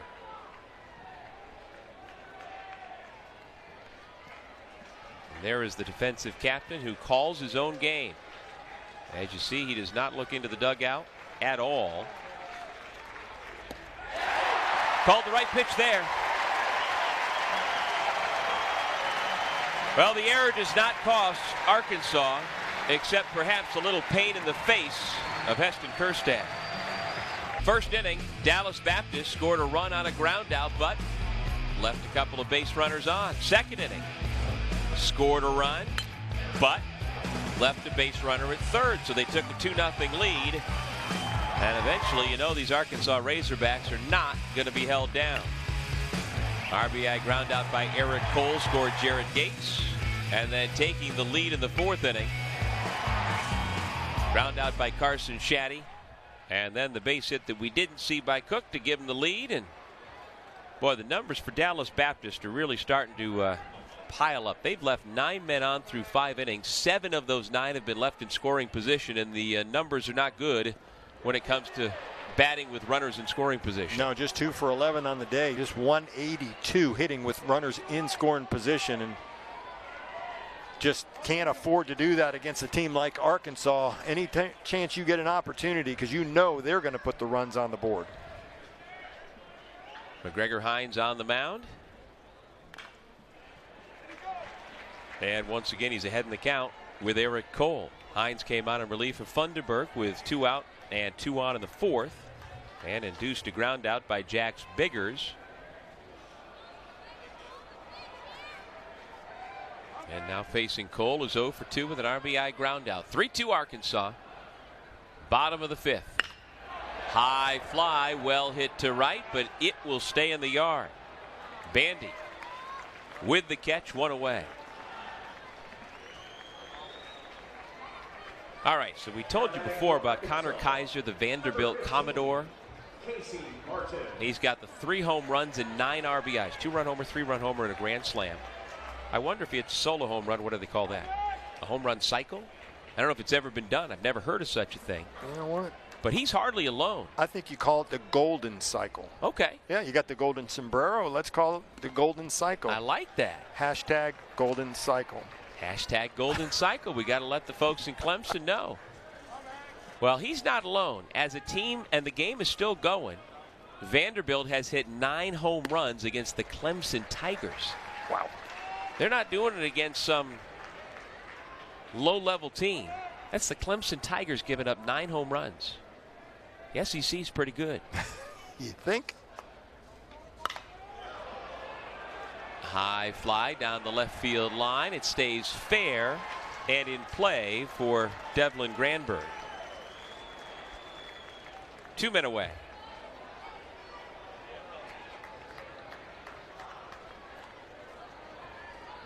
Now batting for Arkansas, number 18, Heston Kerstad. And the Stetson Hatters, first-time regional hosts, have won their regional by taking out Oklahoma State. They blew out the Cowboys.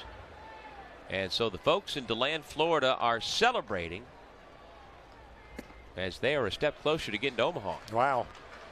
You kept watching their numbers all year. RPI just moving up a little bit more. And the question was, are they going to be able to host? And then, you know, are they going to be a national seed? And boy, they have just got really good pitching this year and scoring runs and doing everything they can. Congratulations to them.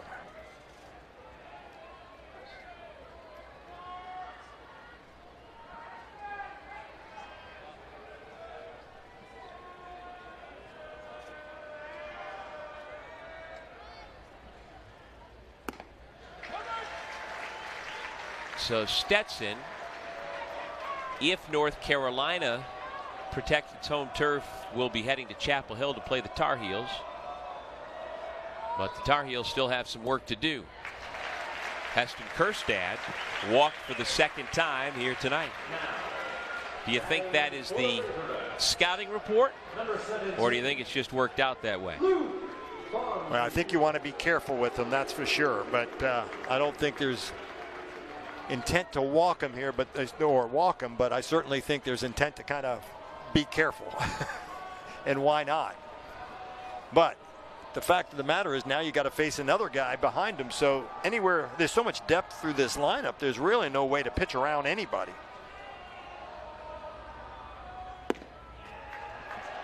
Pitch misses down low to Luke Bonfield. Luke's 1 for 2, single and scored a run last inning. He scored the tying run on the ground out by Carson Shaddy.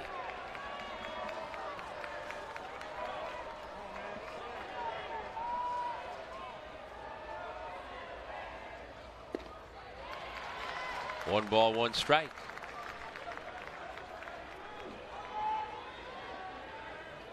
Well, in Chapel Hill, Carolina is having itself a slugfest with the Houston Cougars right now. We've seen a lot of these things. 14-11 in the bottom of the 8th. The Tar Heels lead Houston. That ball is ripped but foul and well out of play. Really doesn't surprise you sometimes when you get this late into a regional and all the pitchers that you have to use, that you get to that point. There's a lot of high scoring games when you get to the finals here, and tonight we're getting a special treat in this very good kind of pitching duel we got now out of two relievers. Right, as both coaches are piecing it together. Bonfield sends Hanna drifting back toward the gap in right center. And another impressive performance on the hill from McGregor Hines. He walks off with Dallas Baptist trailing by a run. As night falls here in Fayetteville, welcome back to the 2018 NCAA Baseball Regionals presented by Capital One. As the host and number 1 seed Arkansas Razorbacks are trying to eliminate Dallas Baptist. Along with John Gregory, I'm Doug Sherman. And as a former Dodgers left-hander in the minor leagues, what have you seen out of both of these relief pitchers who've come in and taken the bull by the horns? Well, I think that's it right there. Both closer mentality, try to finish the thing out, and they've really started that, even though one of them had to start it in the first, one had to start it in the fourth. Both of them have that same mentality and close this thing out. Blaine Jones leads things off for the Patriots. And the number 9 hole hitter takes a ball. Well, that 5th inning was the first clean inning we've had so far tonight in terms of scoring. DBU scored single runs in the first and second. Arkansas answered with a run in the third and 2 in the fourth. Taking on a hop at third, Casey Martin. There's that arm we were talking about.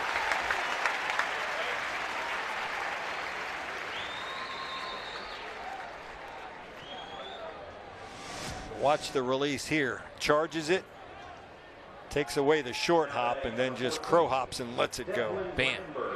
Shoulder high bullet, no tail to it, on the money.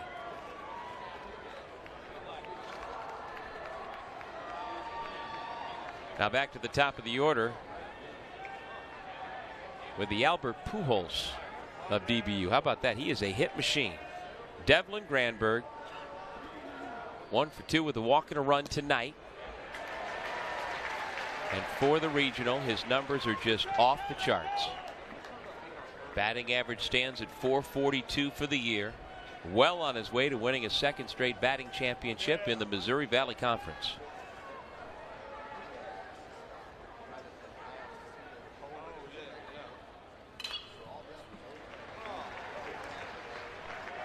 He's behind in the count here, 0-2. 11 of 16. And for those of you that didn't hear it before, he's a guy that goes back and plays in the Junior College World Series. When he did that, .688 batting average, tied Kirby Puckett for highest ever in the Junior College World Series. So he's been really big in big moments, World Series, and now this regional gets even better. And that was for Cisco College in North Texas. And up until that point, Dan Hefner and his staff had not heard of this young man from the town of 2500 in Hudson, Colorado. They didn't know who he was, didn't know who he was at Creighton his freshman year, not until he got within their geographic footprint and playing for a junior college coaching staff that they're familiar with, that they learn of this young man who's come to become one of the all-time greats in Patriots program history. And he is not going to give in easily here in the battle with Jake Reindl. No, and you can see what they're trying to do with him. They're trying to pitch him up, see if he can't get him to chase with 2 strikes. He missed a pitch before that, and you could see a little frustration, but let's see if they go up again and try to get him with that high fastball. Nope, went away with the breaking ball. Couldn't get him to chase that slider. Nope. Very patient at the plate.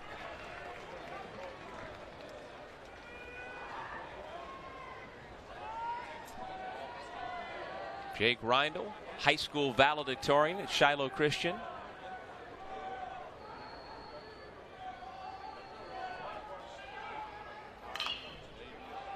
And again, Granberg spoils a pitch, and that pitch count continues to grow up to 83 for Arkansas's relief pitcher. And at the moment, there is nothing going on in the Razorbacks bullpen, and I would think they're still comfortable going with him at least through the rest of this inning, if not beyond.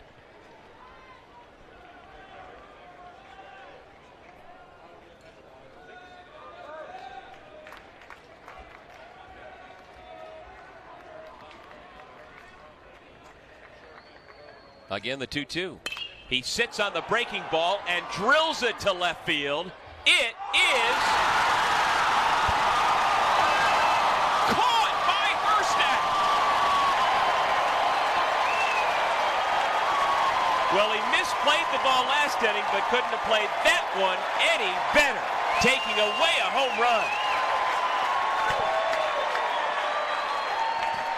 Listen to this crowd as he goes up, extends, and there's hashtag SC Top 10 as he goes up and yanks that away.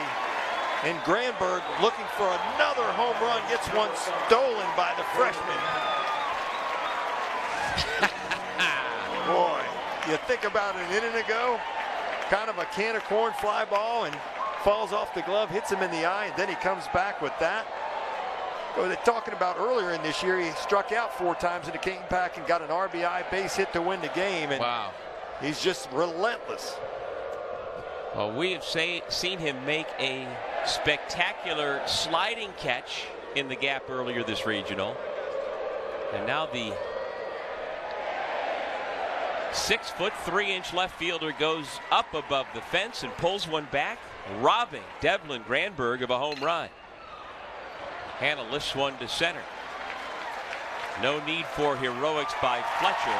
You think he'll get a hand as he comes off the field here? My goodness. There's another slice of hog heaven right there. The freshman from Amarillo, Texas, with the defensive play of the night. Arkansas holds on to the lead.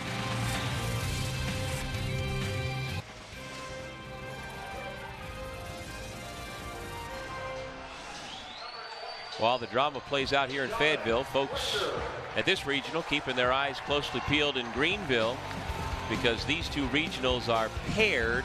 The winners will face off in the super regional round, and right now UNC Wilmington, on the strength of a 9-run bottom of the 5th inning, have taken a 9-5 lead over East Carolina in that elimination game. And so we could have the Pirates out, and the championship of that regional could come down to South Carolina and UNC Wilmington. Looks like the Pirates are going to have 3 more licks against the Seahawks to try and avoid being knocked out on their home field. Dominic Fletcher fouls this one away, but this building is still abuzz over the catch made in left field by Heston Kjerstad to rob a home run away from Devlin Granberg that would have tied the game at 3.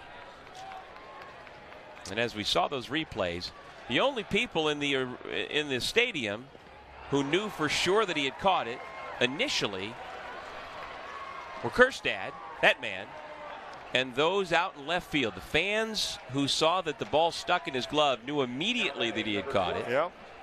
And not until he showed the ball and the third base umpire went out and signaled that it was a catch, the other 10,000 or so folks in the building weren't quite sure.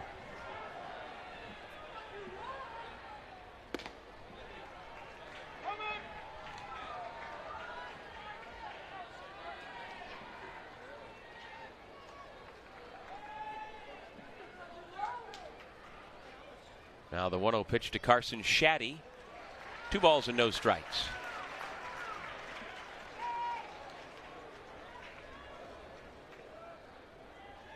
Oh, I see it's raining again in the Carolinas, so that game at Chapel Hill is in a weather delay. 2 balls and a strike.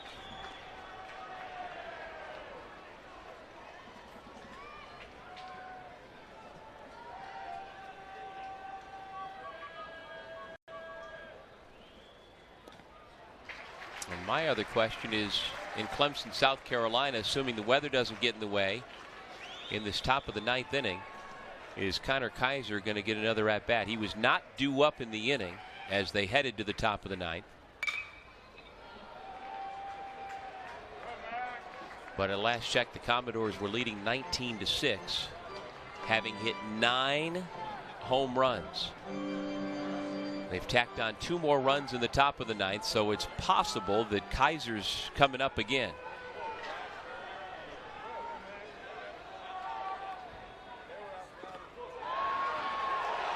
Shaddy takes a called 3rd strike. First punch out recorded by McGregor Hines. Now batting for Arkansas, number 33, Grant Cook. And now the catcher, Grant Cook. Well, thanks in part to a notable lack of draft-eligible catchers this year, I think Grant Cook is going to wind up being picked pretty high. Now, he's talented, and he's going to get drafted no matter what year he's eligible. But these things go in cycles, just like they do in all sports. And if you happen to be a good point guard in a year that there aren't a lot of point guards, you're going to go higher than you would otherwise. Yep. But, you know, we know that Joey Bart of Georgia Tech is going to be off the board real quick on Monday, tomorrow. And then A&M commit Noah Taylor, Vanderbilt commit Will Banfield. They are projected as possible first-rounders. And after that, the man at the plate might be the next catcher off the board. Yep. And what he brings are power to all fields and really kind of a plus receiver. We've talked about his ability to lead a staff. He's the only guy that I've seen this year that actually calling his own plays. There's others out there, but he's calling the own pitches. He's not looking into the dugout, so that in itself shows professional organizations that this guy knows how to control a staff, and that's huge. Right. And if nothing else, professional team, major league team drafts him. Okay, if he makes it to the major leagues, great. But if nothing else, as he grounds one to third, we get this guy in our organization. He's going to be a great guy, bring you all the intangibles, and make the pitching staff and those around him better. Our score remains 3-2 as we head to the 7th.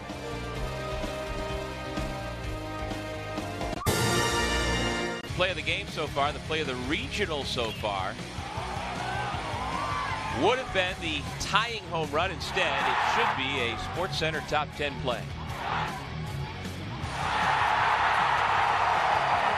Kerstad, it is your world, and we are merely in it with you. Wow.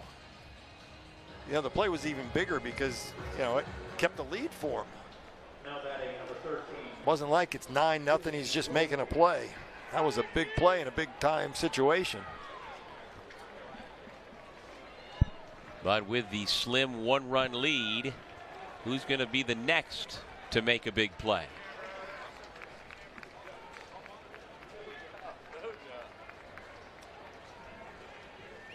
The heart of the order due up for Dallas Baptist. Glowinky, Wolforth, Millard.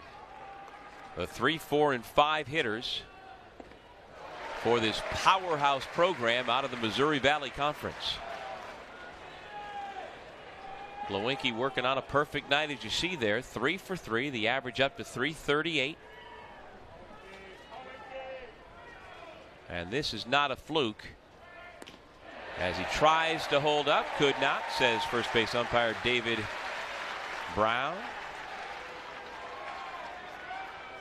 Glowinky is the freshman of the year in the Missouri Valley Conference, also the defensive player of the year. Starter from day one at shortstop for Dan Hefner.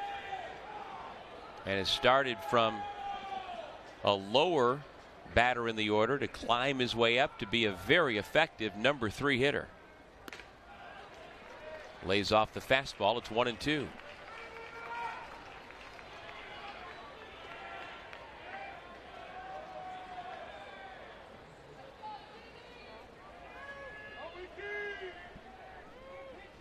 Jake Reindl's 90th pitch since coming out of the bullpen is down in the dirt. Count evens 2-2.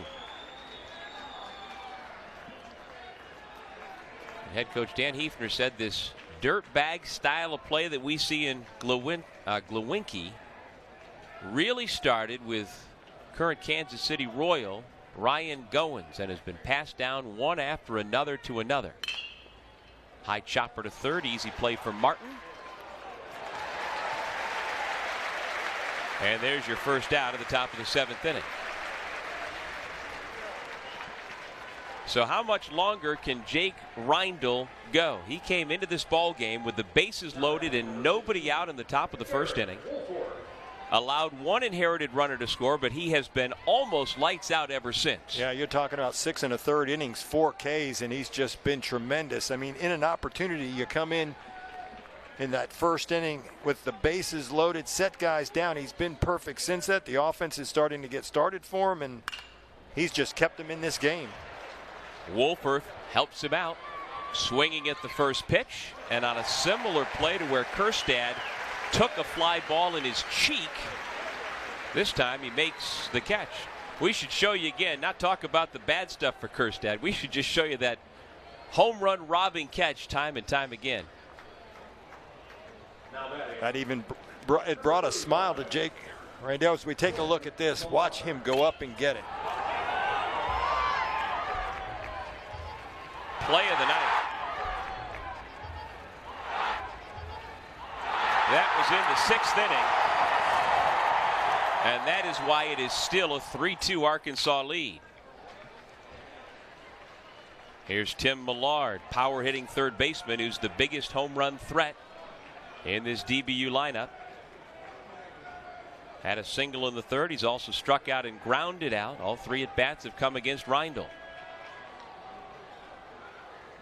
Reindl's been so much better when guys get on, too. Runners in scoring position, just 2 for 11 for Dallas Baptist in this ball game, and he's gotten out of jams time after time. 9 runners left on base for Dallas Baptist. And we should say again, this strategy employed by Dave Van Horn is not altogether unprecedented when Isaiah Campbell starts. He has had a quick hook for him on multiple occasions this year. And as soon as he got himself into trouble, he walked the leadoff man to begin the game. Mound visit from the catcher. Walked the second batter. Mound visit from the pitching coach. gave up a single to the third batter on the first pitch, and Van Horn was out of the dugout taking him out.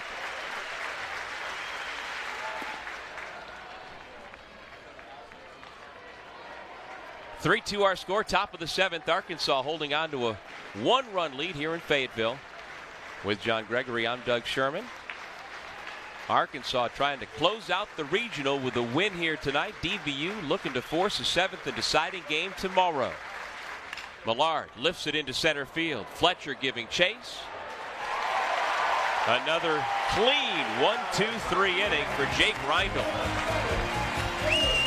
Arkansas 3, Dallas Baptist 2.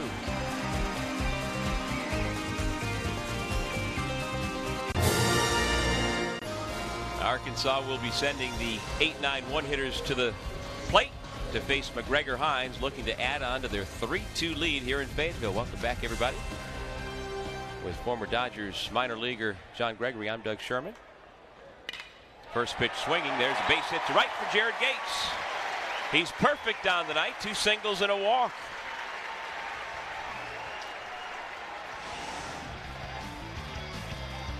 The ESPN networks bring you every game on the road to Omaha, starting with regional coverage on ESPN2, ESPNU, the Longhorn Network, the SEC Network, and ESPN3.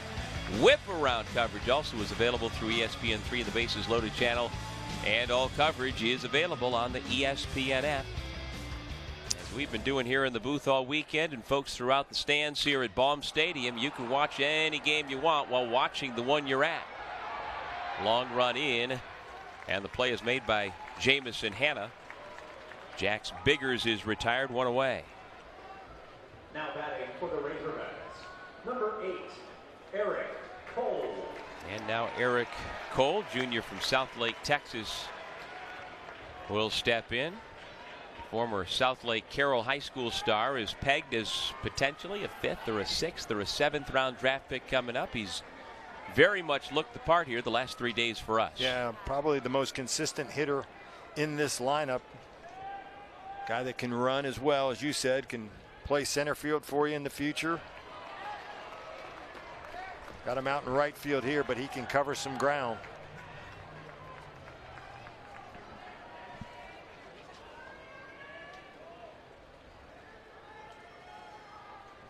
And we talk about the way Dallas Baptist head coach Dan Hefner has juggled the top of his lineup with Granberg and Hanna and how well it's worked out. Same can be said for Eric Cole as he shoots a single to right field. Ever since being moved into the leadoff spot back in April, he has been lights out. And here come the Razorbacks again, 2 men on with 1 out. Remember how we talked about how good this Arkansas team is going first to third on a base hit to right field? Well, I don't think they're going to chest Bandy's arm out there again. We saw that last time, and he charged out. He was ready for Gates to take third there. He was going to challenge him. And in steps Casey Martin. Still looking for his first hit tonight.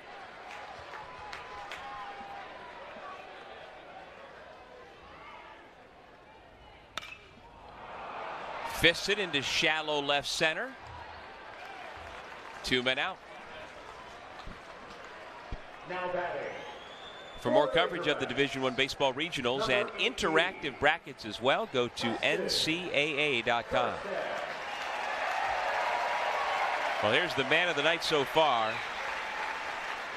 Heston Kjerstad.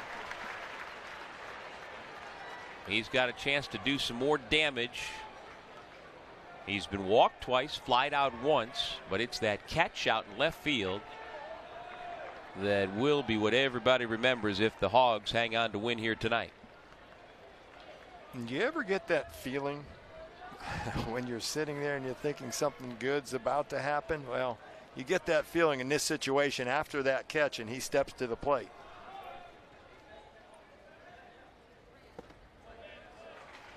But as we said, they work very carefully to him. You don't want to make a mistake to the 2018 SEC Freshman of the Year. First ever in Arkansas history to be so awarded. He has exceeded his own expectations this year. And he was thinking about hitting another 430-foot home run. He's cleared that scoreboard out and right once this year.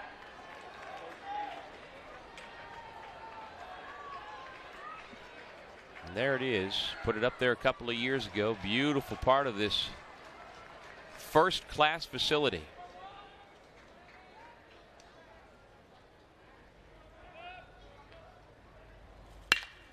Hot smash up the middle. Rounding third, heading for home. Gates, he's going to score. It's 4-2 Arkansas on the RBI single by Heston Kjerstad.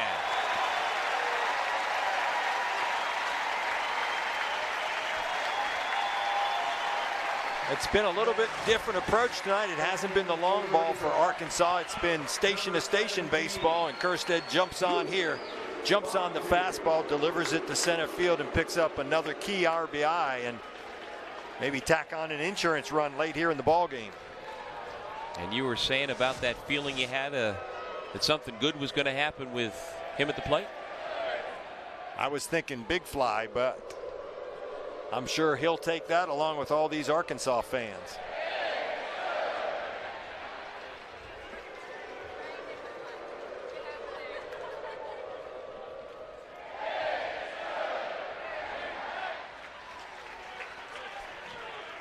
Plenty of hog calls tonight.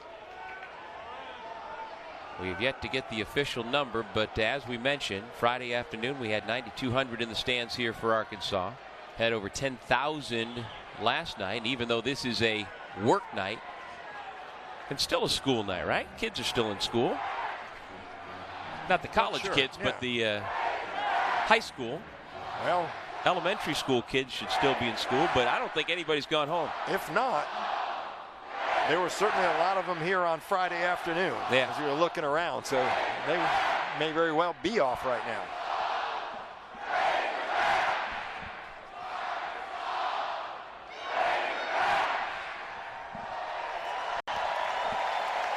First base side chanting Arkansas, and hearing it back from the third base side fans saying Razorbacks. Nice job by the catcher Matt Deuce to keep that ball close enough to keep Cole at third base. Couldn't keep Kjerstad from scampering down to second, but more importantly, keep it at a 2-run ball game. Kjerstad advances on the wild pitch. Big play, though, getting the runner to second base. Take away that force at the bag. Makes a big difference in a ball hit up the middle. The 1-0 to Bonfield. He drills it high and deep to right center. Hanna and Bandy back, and it's Bandy who makes the catch. But a big insurance run put on the board by the Razorbacks. Heston Kjerstad doing it with the glove, doing it with the bat. The Hogs are closing in on a regional championship. Welcome back to the 2018 NCAA Baseball Regionals presented by Capital One. And tickets are being punched all around the country into the Super Regional round. UW was first. The Huskies take out UConn. And then the Stetson Hatters. First ever Super Regional appearance in their 17th NCAA tournament appearance. And then Vanderbilt with 9 home runs in their game this afternoon. They move on to their 8th Super Regional. And who said Vandy was having a somewhat down year this year? They have made it on to Super Regionals, and that is one of the other men of the hour for the Arkansas Razorbacks. Job well done, Jake Reindl. All he did was come out of the bullpen and give Arkansas 7 innings of 5-hit, 1-run relief. And so he has been replaced by Matt Cronin, a 6'2 left-hander. He's a Floridian who pitched brilliantly in last year's Fayetteville Regional. What has he got tonight? Well, 91 to 96 mile an hour fastball, and he's got a lot of strikeouts here, 47 and 39 innings. He's got good stuff to both sides of the plate. So going to start off lefty-lefty matchup here, but make no mistake about it, he's in there to throw that fastball and set these guys down and close this out. He's got 11 saves on the year, looking for his 13th. And he's got almost 9,715 people behind him. I say almost because there are a handful of blue shirts down there behind the Dallas Baptist dugout. But 9,715 the official attendance. So for our 3 games Arkansas played, that has been just about the average here this weekend. I said looking for his 13th, looking for his 12th save on the day, on the year. And there it is, 97-15 at Baum Stadium. Ho-hum, just another night here on the University of Arkansas campus. Matt Deuce facing Matt Cronin. Well, Cronin missed a couple of weeks, about 4 or 5 weeks ago, because of mononucleosis. Lost about 8 pounds, but they say it was not that severe a case. And they say he's back to full strength. And they have entrusted, presumably, the last 2 innings to him.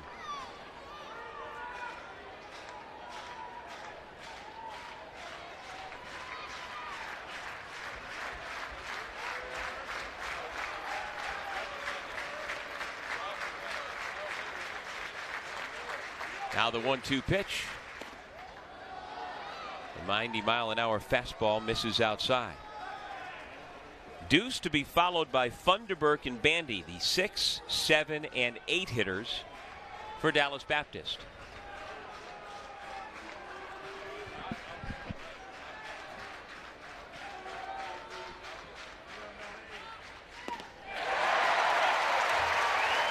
There's out number 1. Cronin sets down Deuce. You see your saves leaders, the SEC, 11 looking for 12 here, and he can pick one up. If you're going to locate like that on that fastball, we said he can control and command both sides of the plate. Against that lefty, really, that becomes an unhittable pitch. Well, he's 11 saves, 2 shy of the Arkansas record held by Colby Suggs, now the volunteer coach with the Razorbacks. And he's off to a good start here, looking for number 12. Called strike against Funderburk. The starting pitcher for DBU, now the designated hitter. He's been on base twice, scored a run out in front of the off-speed pitch, and it's 0-2.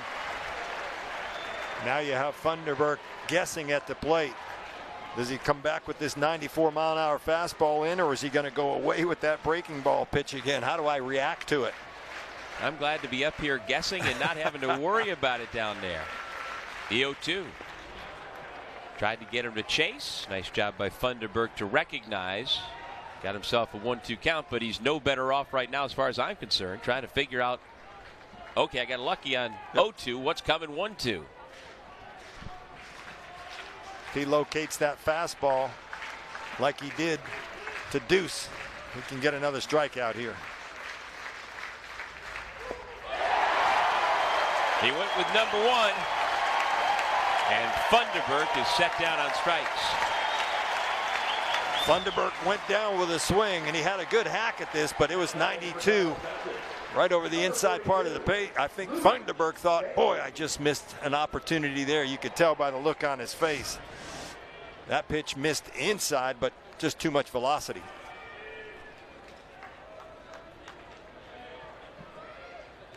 In steps Luke Bandy, the right fielder, looking for his first hit. And again, Cronin starts him off with a strike. Cronin's got good size, 6'2", 190 pounds. He is a big presence out there on the mound.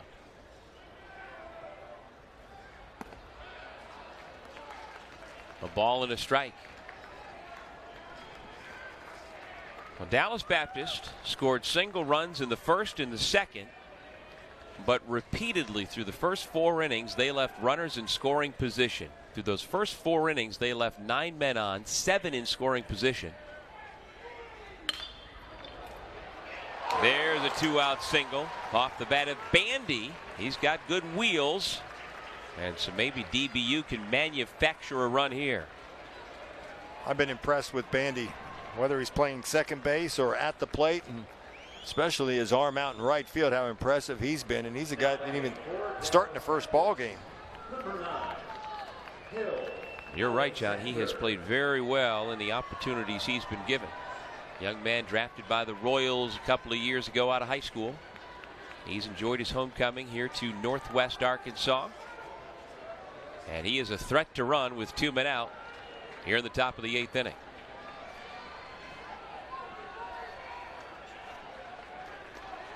And now Hill Alexander has a bat in hand, batting for Blaine Jones.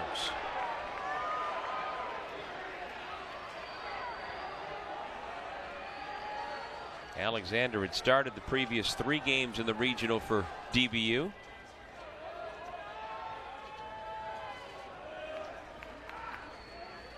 On the year hitting .278. Lays off the breaking ball, and he's ahead in the count 2-0. First batter of the inning, Cronin has fallen behind.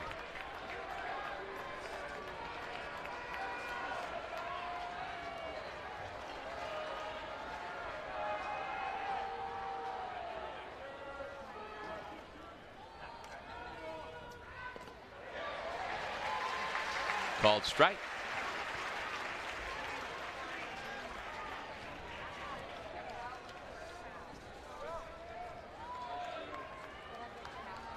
That's a pretty good number if you're a Razorbacks fan, having blown only 1 lead after the 7th inning.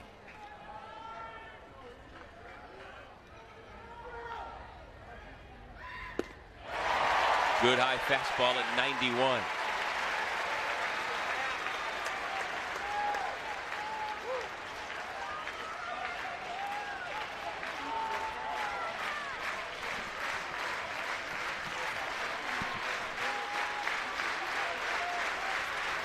Dallas Baptist starting to run out of time. Down 2. Strike 3 call. Arkansas now just 3 outs away from punching its ticket into the Super Regional round.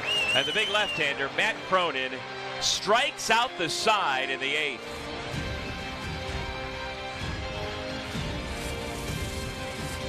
You're watching the 2018 NCAA Baseball Regionals presented by Capital One. Here at the Fayetteville Regional, Arkansas is 3 outs away from punching its ticket onto the Super Regional round. That is what's at stake. DBU trying to force a 7th and deciding game tomorrow, but they are running out of time. The Razorbacks perhaps can tack on a little insurance here in the bottom of the 8th inning, but most importantly, they want to quickly get McGregor Hines, or rather get through McGregor Hines and get Matt Cronin back out onto the mound.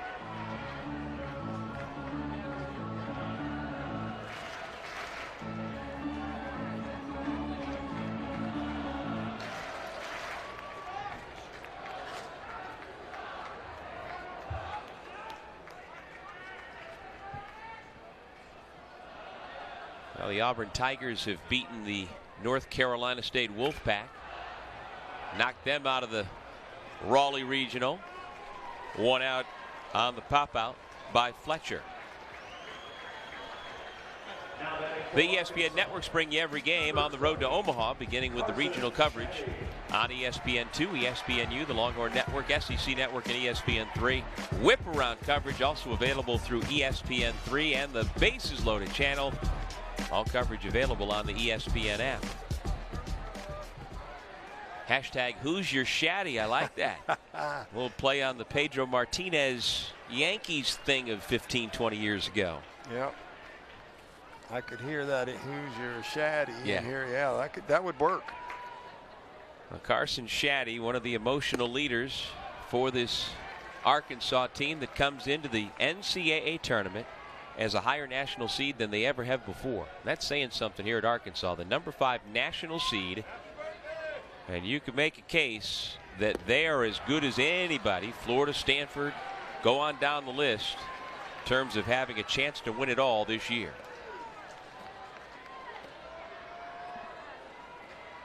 They check all the boxes.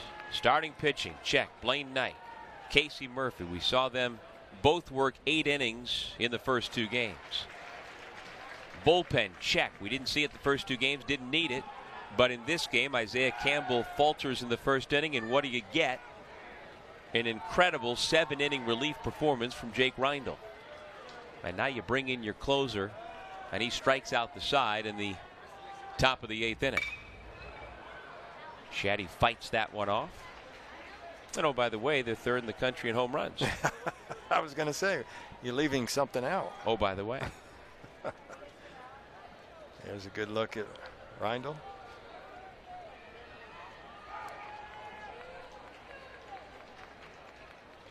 We should give a tip of the cap to McGregor Hines. He has come in and pitched extremely well against this dangerous Arkansas lineup. He came on in the 4th inning in relief of Cody Funderburk. Has given up 1 run so far. That came in the 7th. A little insurance as Kerstad made the score 4-2 with an RBI single.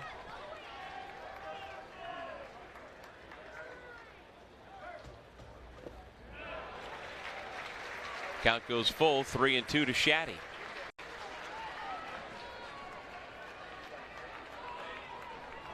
On deck, another one of the local Razorbacks, Grant Cook. Both Shaddy and Cook have knocked in runs tonight. Payoff pitch. Fouled out of play once again.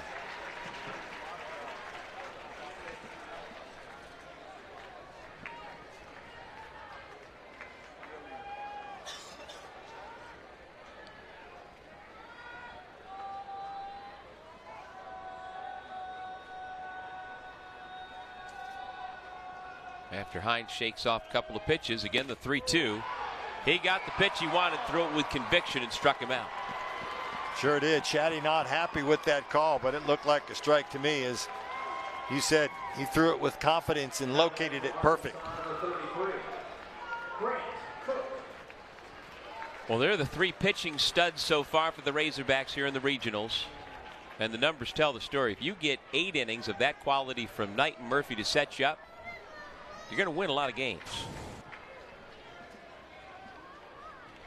And I have a feeling that Reindl was alerted before the game to be ready.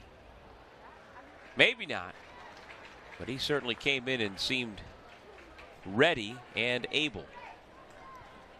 I think anytime you're in that role of a reliever, you have to be mentally ready to do it. And already proven that once this year in a long outing. Cook puts a charge into that one, but it dies in the glove of Hill Alexander for the final out of the bottom of the 8th inning.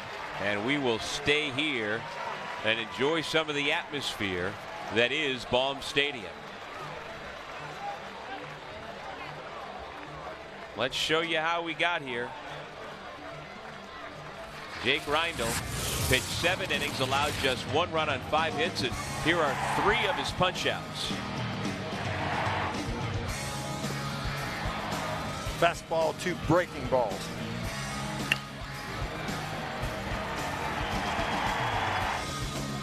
That was an RBI ground out.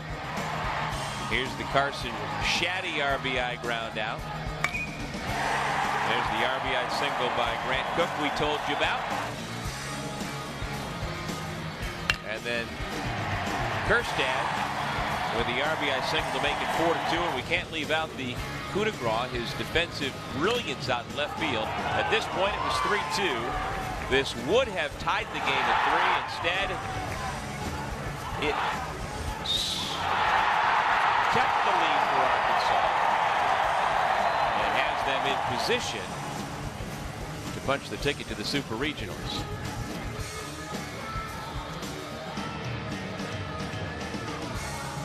And the ability for Arkansas to manufacture runs and take advantage of their opportunities to score, where Dallas Baptist just couldn't do it effectively and consistently, especially in the early innings. Yep. Winds up being what the Patriots will be kicking themselves for unless they can push across a couple of runs here in the 9th. Bottom of that graphic right there, probably the most important thing in this ball game. 10 runners left on base for Dallas Baptist, unable to get them in. That's been the difference.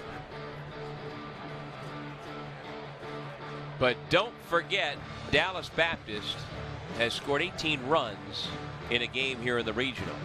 They've already won a game here today, took out a real good Southern Miss team, and coming back from 2 runs down is certainly not out of the realm of possibility. No, you think about it, they had 4 home runs in 1 inning, okay, and then came back with 10 in the next. So don't expect this team to lay down, especially when you have this guy starting off the top of this lineup and starting off this inning. Devlin Granberg, followed by Jamison Hanna and Jimmy Glowinski. Their batting averages are .440, .360, and .336. Stay tuned. Matt Cronin with his hands full on the mound for the Hogs.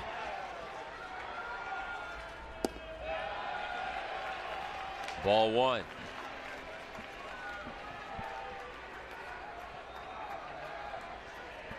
Well, as I said last night, even if Dallas Baptist does not win this regional, you can make a real good case for the man at the plate to be named the most outstanding player. No question about it.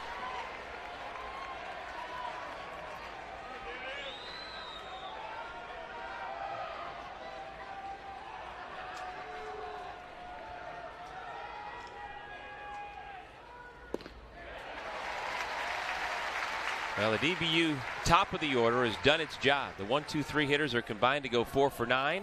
The rest of the team 3 for 20, and that's where you get those 10 men left on base. Scored a single run in the first, a single run in the second, and nothing since. The 2-1 pitch. Drilled to right center field. Fletcher on the run. And it's off the wall. Granberg slides into second. That play was closer than he thought it was going to be. Wow. Well, he almost hit a home run. Yep. Last time up, that Kjerstad brought back into the building. Almost hit another one there. And you wonder, can he do it against top-notch guys throwing 93? Cronin on the mound just came out, struck out the side on the other side. You get him in there, and he drills one off the right center field wall. That just shows his ability to hit the ball opposite way, too. As you've talked about, you can't play him but straight up because he'll hit it anywhere. And I'm telling you, 90 to Devlin Granberg right now looks like 60. Yeah, I mean, he's seeing, look at those numbers, 12 of 17. Now it's Hanna's turn.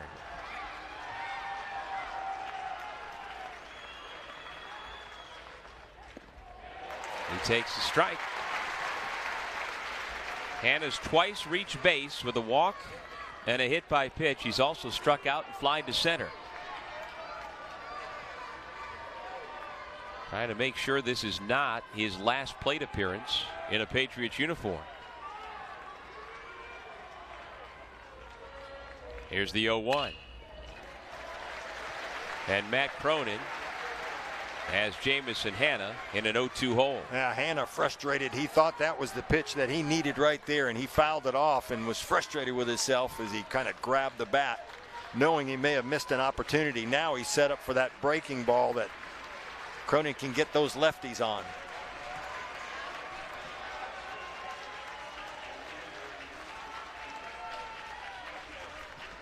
Granberg gets a good lead at second. Cronin's pitch off the glove of the pitcher to the shortstop, Biggers. Safe. Runners are on the corners with nobody out. Here comes Coach Van Horn.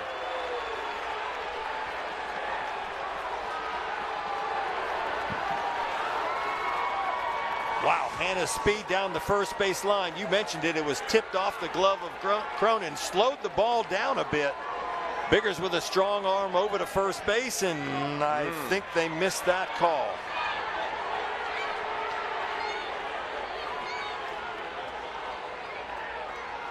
Yeah, I agree. As long as that foot of Jared Gates was on the base, the ball clearly beat him. But again, in the regional round of the NCAA tournament, there is no video replay for the umpires to go to. So unless Dave Van Horn wins this argument, which he's not likely to do, the call will stand. A big break for Dallas Baptist. And clearly the ball gets there. You can see the first baseman's glove kind of move before the runner's foot hits the bag. Nice play by Gates down at first base to come up with that. Really good hustle by Hanna, but Wonder how frustrating that is for the coaches in the SEC in this tournament, not after having it all year, not having the ability to go back and have that instant replay in games like this. Although, did we see a definitive replay to show that his foot was on the bag while he made that stretch? Yeah, maybe that's the only argument. Well, argument is the ball beat him there. He was out. No question about that. Ball one to Glowinky.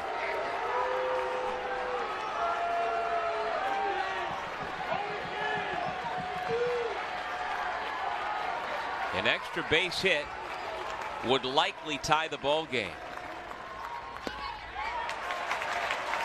1-1. Glowinky singled in each of his first 3 times up. He grounded out to third in the 7th.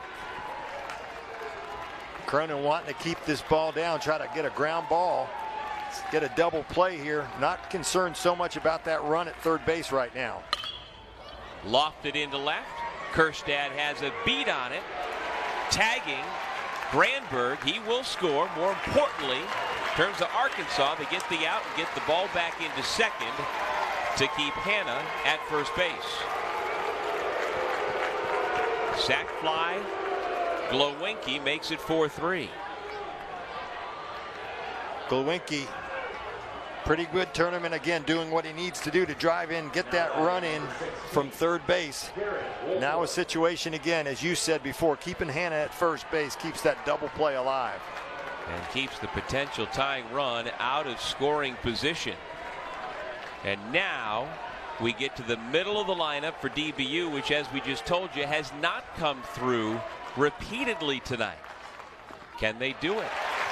78-mile-per-hour breaking ball is a called strike to Garrett Wolforth.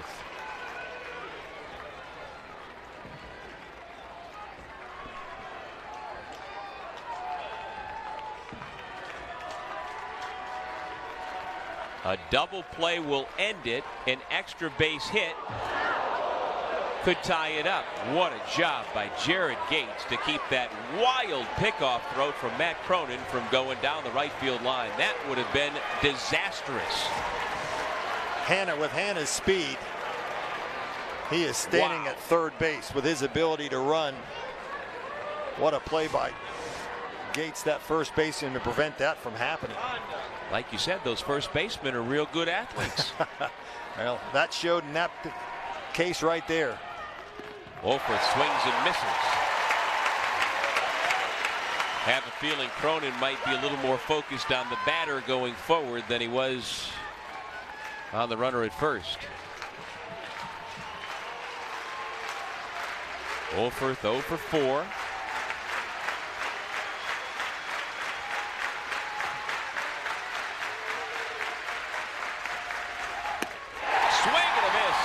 Elevated 94-mile-an-hour fastball.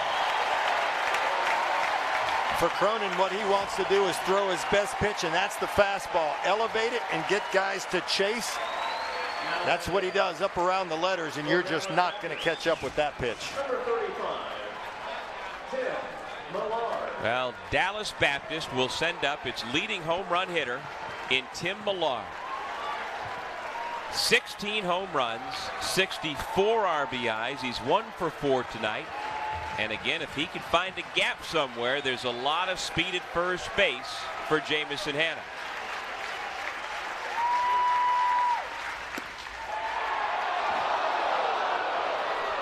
And this crowd of 9,715 hanging on every single pitch and every single call.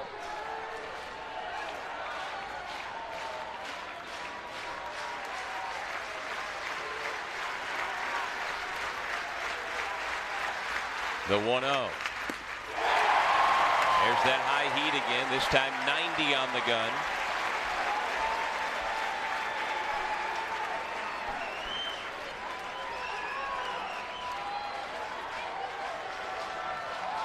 Matt Cronin, the sophomore left-hander, looking for his 12th save of the year. None would have been bigger than this one if he can nail it down.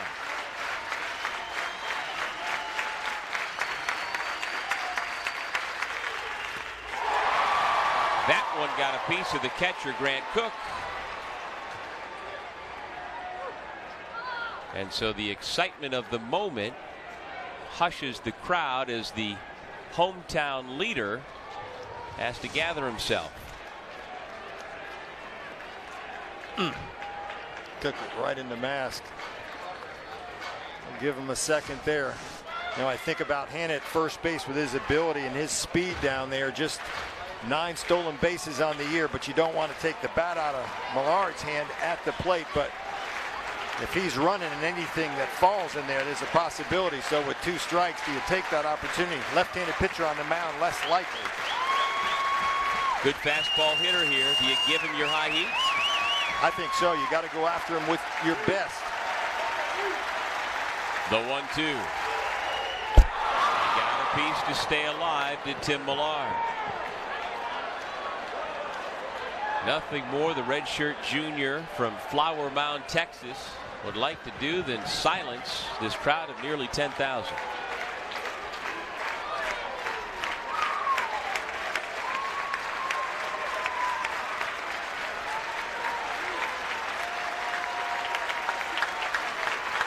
For a spot in the Super Regionals. Again, the 1-2 pitch.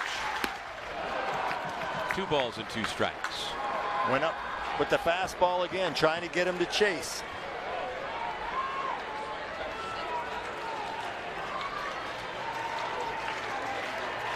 This Dallas Baptist team, a powerhouse out of the Missouri Valley Conference, has pushed this SEC power to the limit all night long.